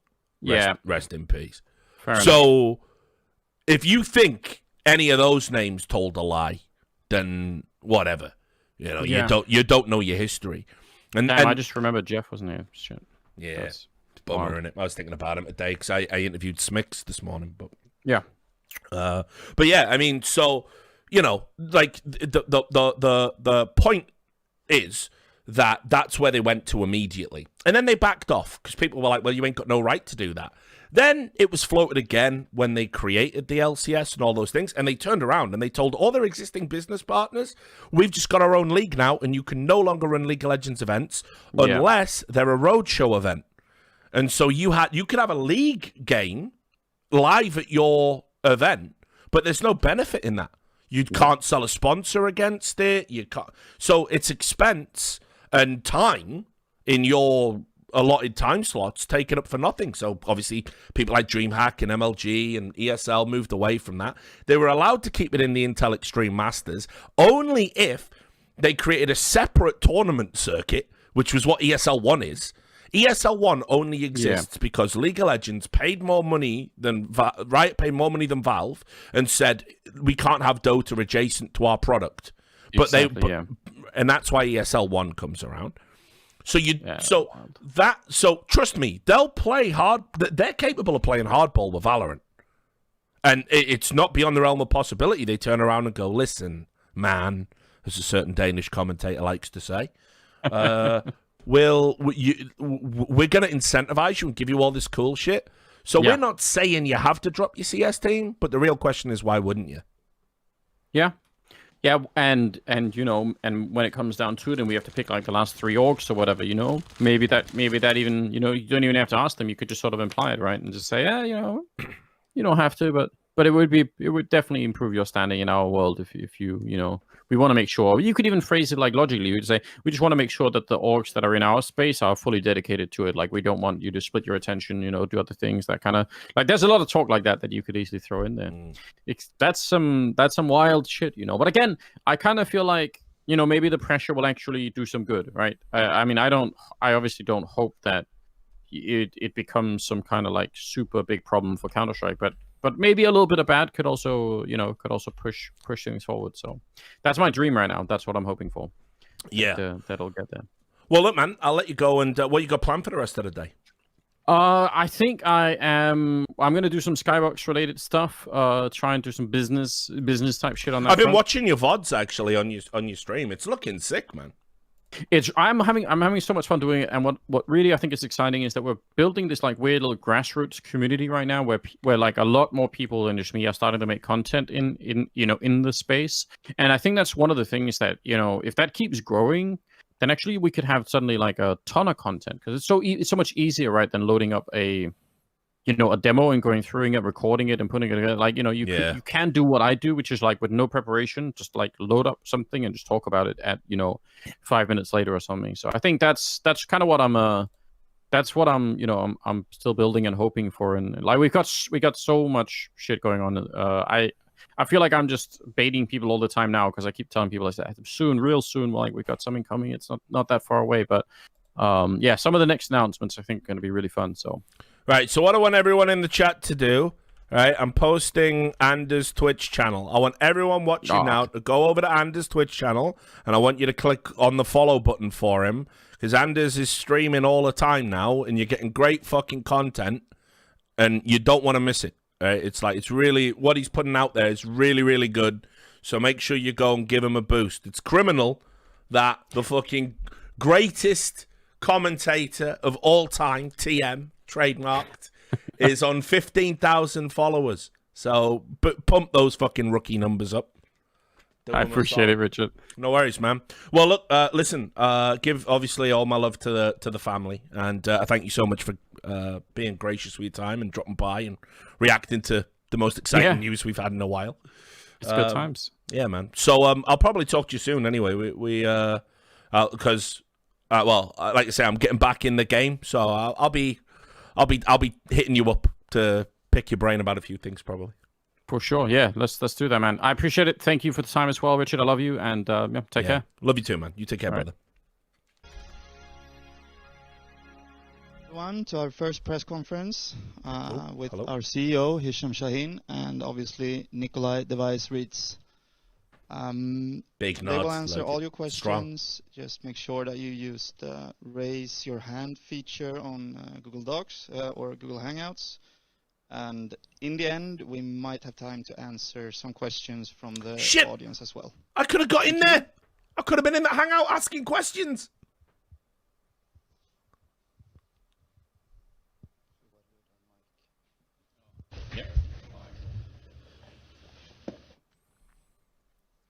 First out. Yeah, actually, I couldn't.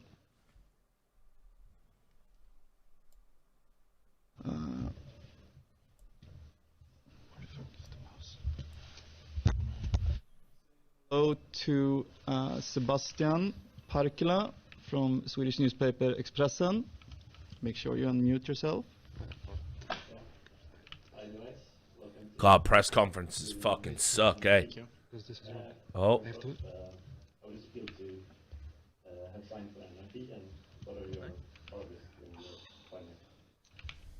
Thank you. It feels really good.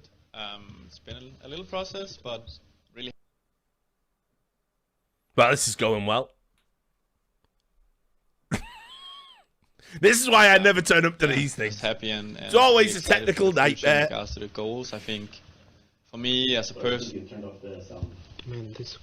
Better now? Light screen. Can you hear me? Wait.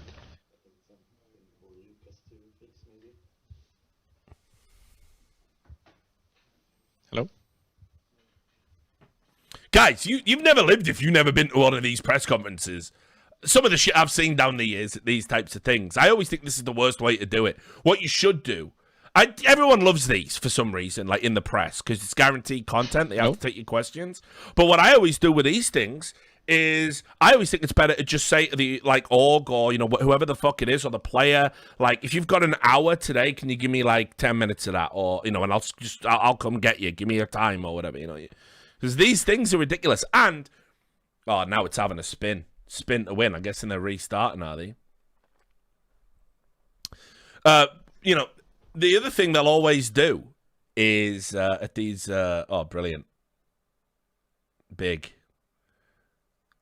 The people who get to ask the questions always ask dumb questions. Like, there you go. I mean, what was the first question there? How does it feel to have signed for NiP? I'm guessing he feels good about it. And if he didn't, I'm guessing on the day he signs for them, he's not going to go, shit. Next question.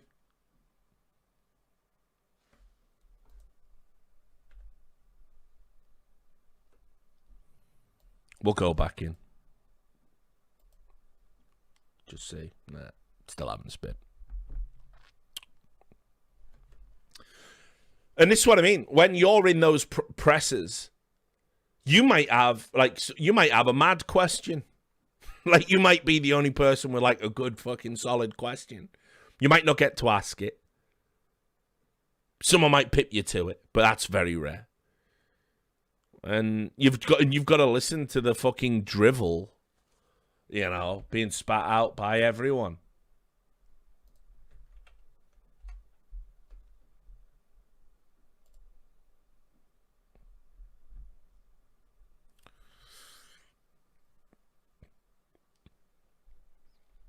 Isn't that called a leader question? I mean, so with a so when you talk about leader questions, like a phrase I've heard before, but it's not by any means like some sort of like gold standard staple. You still don't want to waste your time with filler garbage at a press conference. You might get one or two questions, and the purpose of this is to get quotes for your article, right? And if you go, how do you feel about NiP? And he goes, yeah, I feel good. And so your article now is, Device feels good about signing for NiP. Or when asked how Device felt, he told me, good. Great quote. Brilliant. You have to ask something of substance. Because the purpose of these is everybody gets unique content in theory. Because I get to ask my own question, use my own quote, but then obviously everyone gets to use everything else from the press conference. So yeah, these types of press conference suck balls in my opinion. I understand why professional sports orgs or whatever do them for sure, but I don't think, speaking from a journalistic perspective, if you're there, I don't ever think you get any good content out of this type of stuff. I saw them first introduced at probably WCG, World Cyber Games.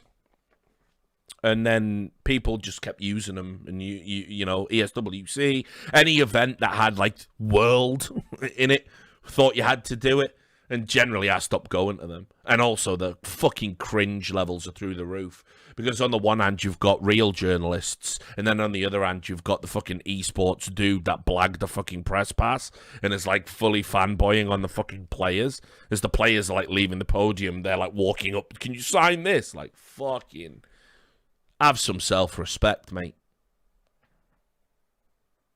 Oh, it's live now, is it? Okay. All right. I'll bring it up again just to be absolutely sure.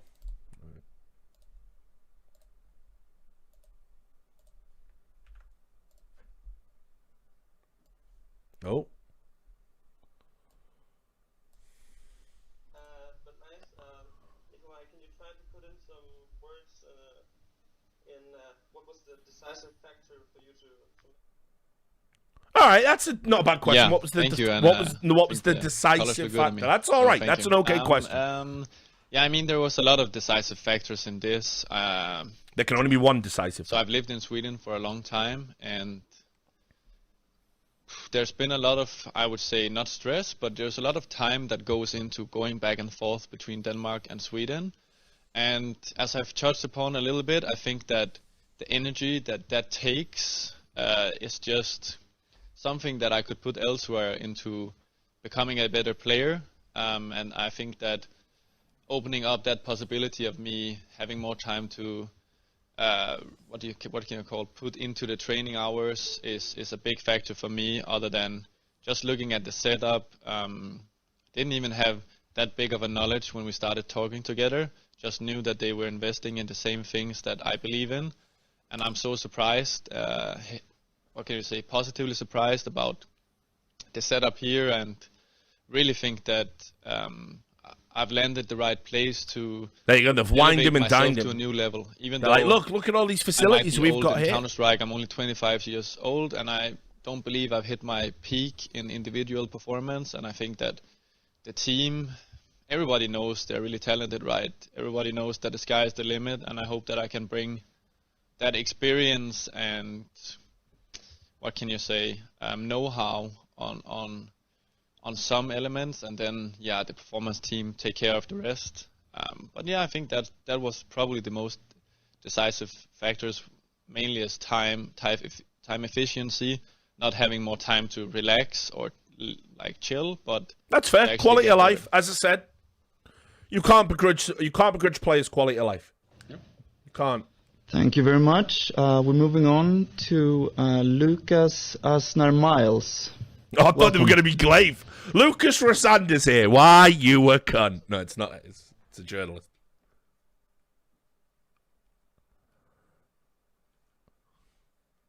Okay. Have we lost audio again?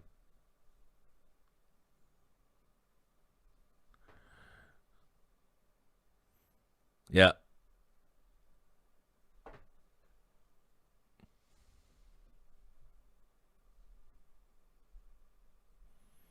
They can obviously hear him. I mean, I think every individual always thinks about a career plan and the future, right? And I mean, haven't been thinking about it too long. The thought always comes into your head. I think with COVID happening, having a lot of time to reflect on what do I want for myself in my career. Okay. How can I create the best legacy possible for me as a player? And right, legacy. You've been thinking about legacy and achievements. I think that the challenge here at NiP is a brilliant one, honestly. Bringing a major trophy to Sweden, having the major Stockholm, and in general achieving championships at another home is probably what defines you the most, right? And sure. It's not only been because we've had a few bad results at Astralis. We've done that a lot of times before, and I believe that the team will be able to get out of that small slump. I mean, like, they won't. Look at Astralis, we've still... You've absolutely made sure that will not happen, you know, bro. You do realize you were a big part of that. I have a totally new, different challenge, and I'm looking forward for that aspect of my career. And I mean, it takes time to make such a decision, but I think that I used the time needed and I had the right people around me to make sure that I made the right step in my career. Good. Thank you. Solid answer to the question we couldn't hear. For Hisham, the first question he's back on line. Regarding the reported transfer fees.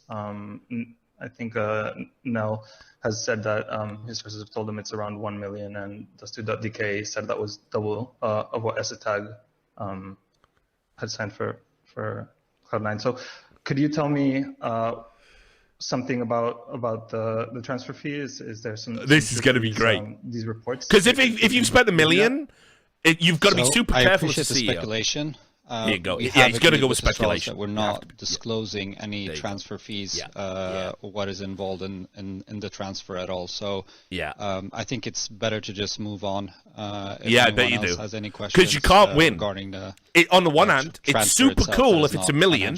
Because hey, we just spent $1 million. Okay. If you're an investor in the team, one more question. You're like, why did you spend $1 million? Regarding ZTR, and also it makes you look like fucking rubes. Why have you paid $1 million? How can you afford it? Where's the money coming from? Raises more questions. So yeah, let's all move on. Almost certainly was $1 million. Such a young up-and-coming player to try to give orders or have to give orders to somebody of Device's stature. Is that something that's a good question, that has been thought out? Will he keep sharing those in-game leadership roles? So this guy's asked good questions. I understand that there's no changes with ZTR's role. He has been calling on 2 maps. That will continue going on.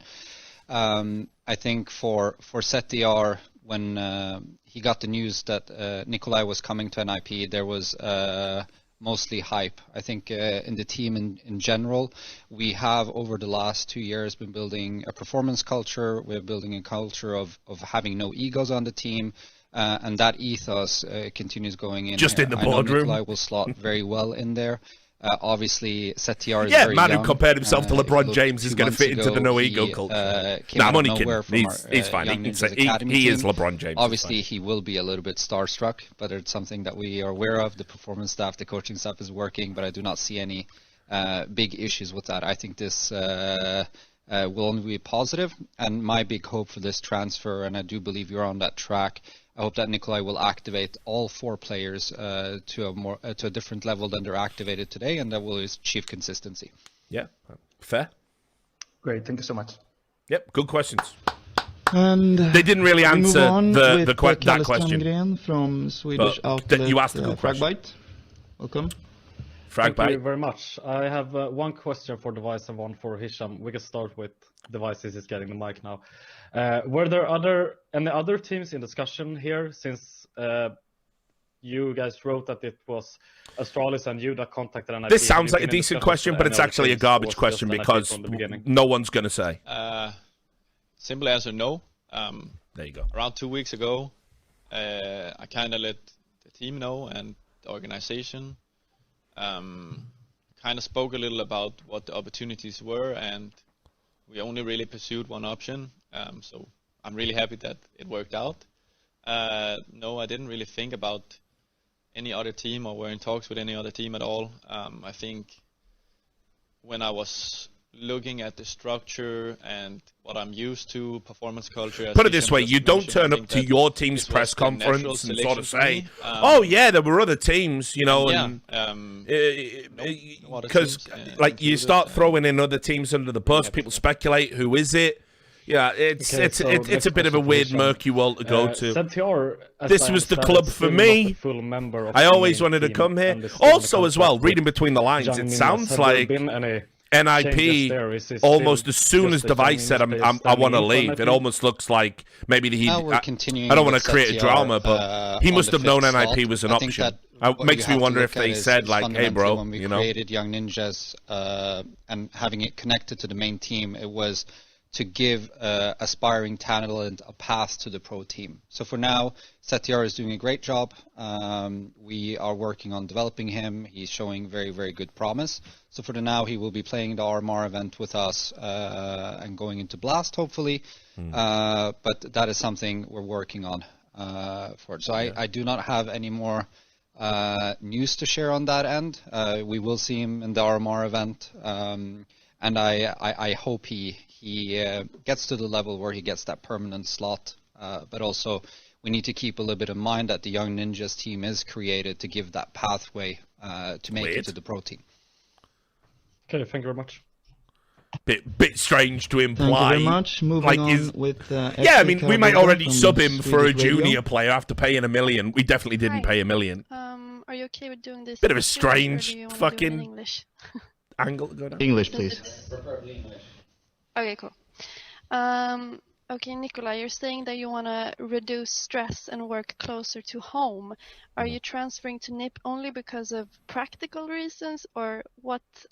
Oh, they were saying that about ZTR, were they? Okay, I mean, sorry, I in some misunderstood. way, I think that's a little bit misleading. What I was touching on in the beginning of all. Still weird though. This is meant to be the team, right? Reducing stress doesn't reduce workload. So I think that you have to take all of the different aspects into what is stress, how do you recover, and how do you try to move your workload to a higher level without achieving chronic stress or in the end burnout, you know, which is a word that gets thrown around quite often within performance. So for me, having stress-related issues previously in my career, that relates to the digestion problems he had, I'm sure, which, by the way, anything like reflux, acid reflux, right the way through, like diverticulitis, all of that is exacerbated by stress, of course, because stress exacerbates acid production and other problems.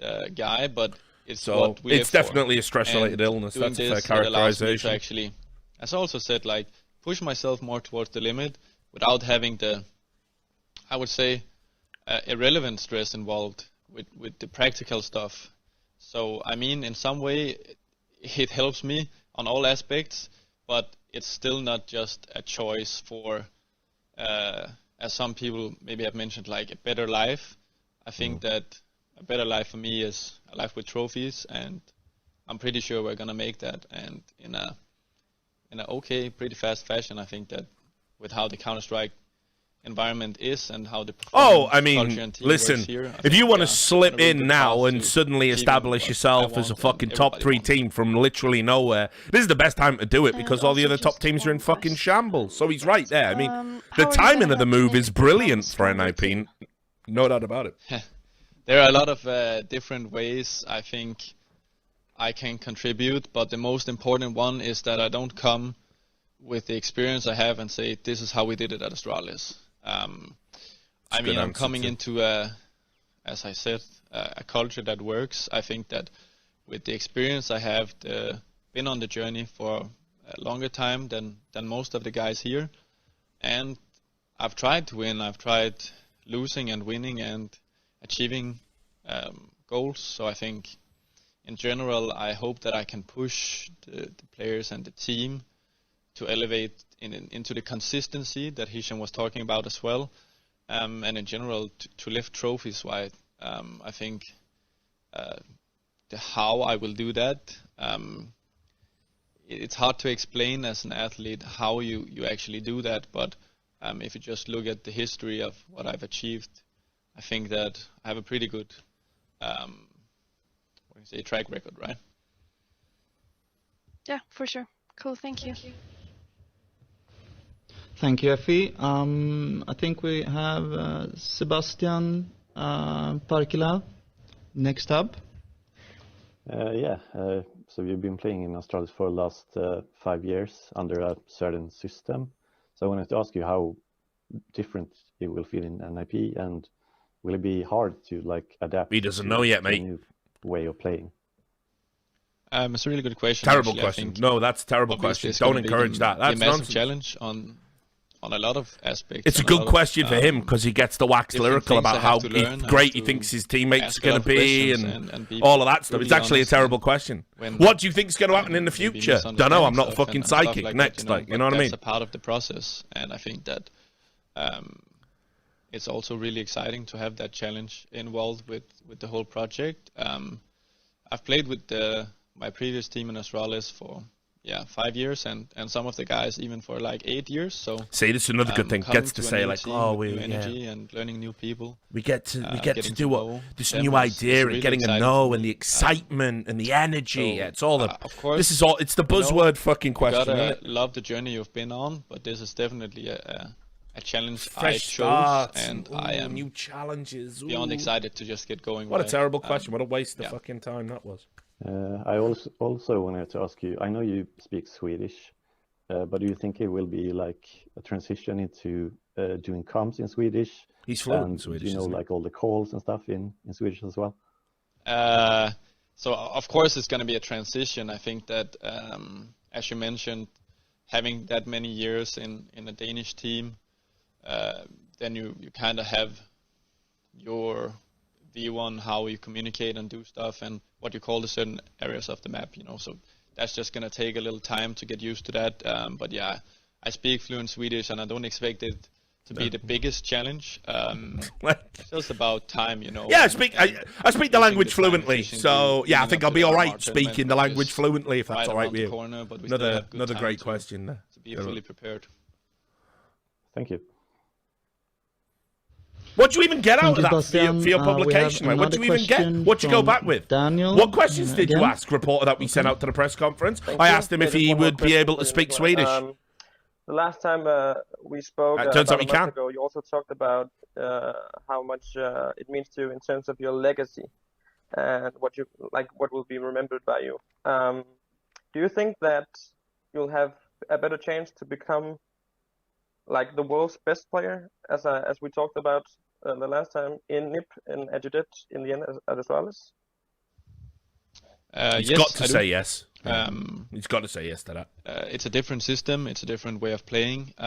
Speaking with Bjorn and the performance team, it's an obvious side goal for me. Been pretty honest. I've always wanted to be the best in the world. It's one thing I don't have, but winning a major trophy and winning tournaments and being on this new journey of creating an era, which is ultimately always the goal when you change to a new team, I think is my biggest why. And when you are an athlete, you got to ask yourself, why do I sacrifice these lots of things you do to achieve these things, right? And that is, I think I leave a better legacy and a better mark on history of Counterstrike if I can actually do that in another team rather than becoming the best player in the world, which is always going to be a subjective, what can you say, opinion in some way, right? So achieving the ultimate goal, which is the major, and creating an era. See, I like the way he's redirected this.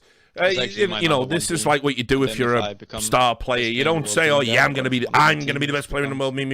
He's immediately talked about winning the major. He's set a target. It's realistic. It's in the future. It's team oriented. Just one last question. It's good. Good answer. Good PR.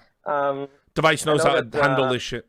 all the time in Astralis, you were like one big family, and it's more than just a Counterstrike team, right? Here we go. Family question. How hard was it for you? How hard was it? It is the toughest decision of my life. I love those guys. We are like brothers. That's gotta get that in. Yeah, as you said, I think we were mainly considering ourselves as a band, right, rather than a team, or like it becomes a different bond when you've been together for so long, and yeah, it was rough. There was tears involved and everything, right? I think that good emotion time and having spoken to the team, like there's no bad feelings. We leave each other as friends and family, and we'll definitely still have dinners at events and stuff like that, you know, when there's time. Bros for life. But there's also a time for new challenges, and I think they also understood that. And yeah, as a lot of people have mentioned, there's some practical things that makes this a pretty obvious reason as well, because I really believe that I can be a way better player than I've been for some time. And That's I think interesting. that this space and whole unit That's just allows interesting. me to. I like it when they leave a little spicy one in there. Well. So I think that they believe in that. I love them. I miss them, but I think I can get better if I move to another team. So in other words, those brothers, that band, the Beatles, I was getting fucking Yoko'd over there and being held back a little bit. That's a spicy one. If people read between the lines on that, that's like the most interesting answer so far. Yeah, hi everyone. Thank you so much for the time. I'm Deepak from Talk Esport Media and Broadcast. First of all, Nikolai, my questions to you will be, you have played over thousands of maps for Astralis and you have your own freedom of play. Obviously, you have answered the part of the questions already, but like how will be fitting to the role of the new Astralis team? Like you'll be reworking the strategies in there, or will be simply fitting in the role of knock as an opper? So that's a work in progress. Obviously, this is the first day I actually meet the team. Hi, we're bringing in a new player. Are you going to rework the tactics? Probably, yeah. Aspects on how and why. Safe bet. But definitely, I want to challenge myself more than just fitting into the role, and I think that everyone here wants that as well. You know, you want to get the best possible version out of yourself, and I think you can't just one-to-one copy another player, or I can come in with how we did it in Astralis and they try to mimic that, right?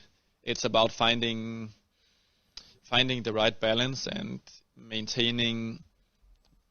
achieving the highest performance from everyone, and that means to, like we did sometimes in Astralis, you don't always just set up the star player. It's about finding the right elements of where every player is good, and I think that if you look at this team, I mean, like there's so many options, and I'm dying to not get out of this press conference to get started. But you know, I've been waiting a little bit to actually get on the server with the guys, and players always do that as well when they've been answering like 30 minutes of questions. I'm just gonna make a joke about how I want to leave. Definitely want to leave. Like since you mentioned that this was more than a team, it was a family for you. So you've been playing very early age from CS. So what kind of do you think the family played a role in this decision making from your side? Like, did you consult your family as well, like taking a big decision of moving to? Yeah, this guy didn't prepare any questions. He's just all over the place. He said, "You said your team was like a family." My core family played from a young age. Did your real family? Did you consult with your real family? I'll wager, yeah. Do I talk to my family? Yeah, I do. The love of my life. So I mean, that's something you have to do when you grow up. You have to take good, responsible decisions in that regard, and that meant that I probably sacrificed some family time. But with what we do, that's a part of the culture. You know, you can't really have everything in life, and if you want to pursue being the best, you have to constantly try to push yourself towards new limits.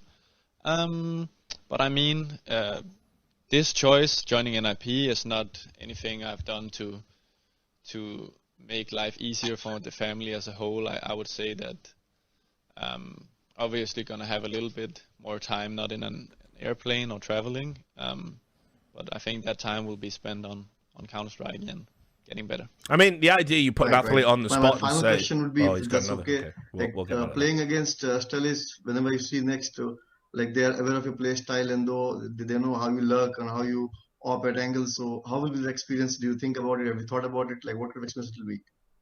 I mean, I'm really excited to play them. Honestly, it's gonna be a whole new aspect of my career as well. I want Just to as beat well, the though, guys so there are bad, other and they want teams to other beat than me so Astralis bad, to and play. So it's a love relationship, right? In that sense that everyone wants to have the bragging rights between each other, and it's gonna be really fun to play them. I think that, as you said, in regards to how people play and everything.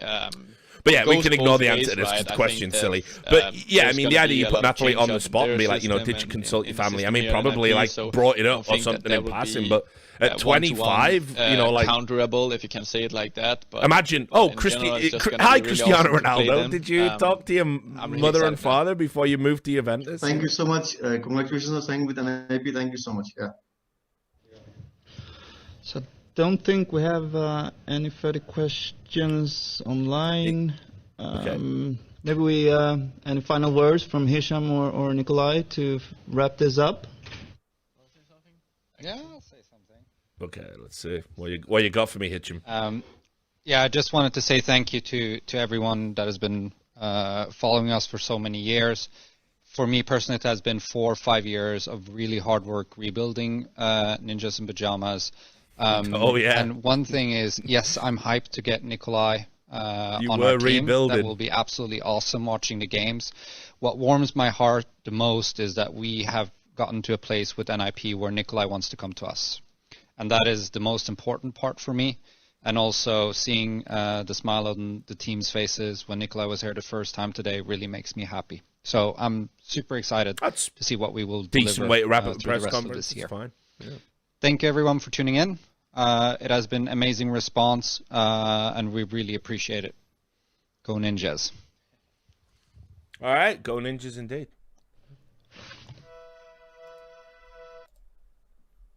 So, yeah, it wasn't I mean, look, I think all those types of press conferences are fucking dog shit, but it wasn't the worst one I've ever seen in the history of esports, you know what I mean? Definitely not the worst. But yeah, I think overall, I mean, I think, look, you don't even need to speculate too wildly about what's going on. Very often, the information is there. You just sort of have to know how to read it. And what you're really talking about there is, looks like they did pay the $1 million, right? That would be my read. But you have to understand, you know, it raises so many questions, like especially in this economy. If you have paid that, what our wager is as well, because so every time Astralis sell a player, have you ever noticed how the really big numbers get leaked? They say, "Oh, we agree. We're not going to talk about it." And then some Danish fucking publication, like, remember the Essetag move? 500,000. It's like, you know, bit weird, isn't it? Just saying. And it makes them look good because they're making money on their players. I mean, you know, if Device goes for $1 million, it's better than the other storyline, which is Device left because his contract was expiring and he didn't want to play for Astralis anymore. I know which one plays better with shareholders, say. So, you have that. But obviously the other side of that equation is if you're the person paying the $1 million, and it's this economy, and it's a lot of money, and NiP historically have had financial problems, you probably don't want that out there, actually. It's probably worse for you. Because on the one hand, sure, you can get the positive headlines. Yes, we paid $1 million and we got our man. But right now, saying you paid a fuck ton of money for one player is not a good look, especially while the sponsorships are drying up and stuff. So you understand why they muddled through that question. But I'd say it's accurate just based on the read of that reaction, plus the fact it leaked immediately. Say $1 million. And it's about the ballpark, right? I would expect at least $1 million for Device based on the buyouts I see. So there's that. So the other thing we can glean from that, he didn't want to play in Astralis anymore. he did that little line, didn't he, where he said, I think I can be a better player outside of Astralis, which, you know, makes you wonder if there's been a little bit of a fractious relationship towards the end, maybe with Glaive. He's the IGL. Or maybe with the coach. It seems less likely. So there was that in there.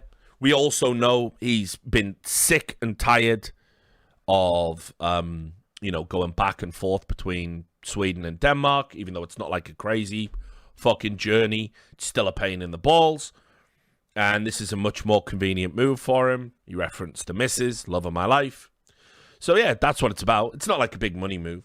Already seen memes being posted in the chat. The price I'm seeing now. Strong uptake for that. But it's a great move. It's a great move for Ninjas in Pajamas, and a great move for a device based on his life situation. And I don't think he's going to be on like unbelievable life-changing money at NiP. So I don't think so. Someone asked in the chat as well, why didn't Fnatic get him? They're not ever paying $1 million for a CS player, ever. And the other question was, where do I think Nork should go? And I think actually, based on the timings kind of fucked them up a little bit, because they just announced Pepsor as their 6th, which by the way is free. But I'm gonna say something that probably will upset people, but I'm gonna have to end the stream soon anyway, so why not end on a fucking note? I think you bring in Nork to replace JW. Yeah, I think right now Nork's a better AWPer than JW. I think he's more reliable, more consistent. I think if there's a deal to be done there, if you're Fnatic, I think you go and get him. You know, I would. If I was the Fnatic manager now, I'm probably telling Pepsor just, whoa. Don't pack your bags just yet, kid. And I'm looking to see if I can do a deal to bring Nork in. Now, I don't think Fnatic's financials are in a particularly incredible place, which is why they've been doing these budget moves.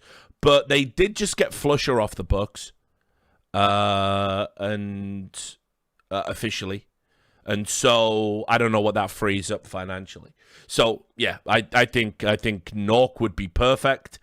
I think JW needs to reinvent himself, go back to the drawing board. JW is in the same place Kenny S was in at the end of his time with G2, which is he really is dining out on reputation, has the occasional good game, but he's never going to post the numbers you need on one of the most important positions on a team to get you over the finish line to win games. And it's been like that for a while, frankly. And I know he's synonymous with the brand, but there are no sacred cows anymore in Counterstrike. People can't afford that.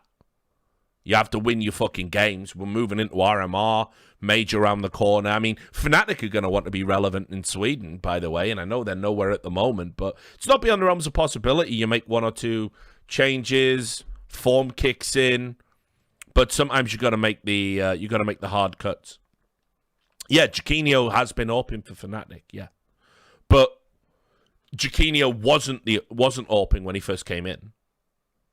They switched that not even that long ago. And so Jaquinho can go back to rifling, and Nork comes in as a full-time AWPer, and JW moves to 6th.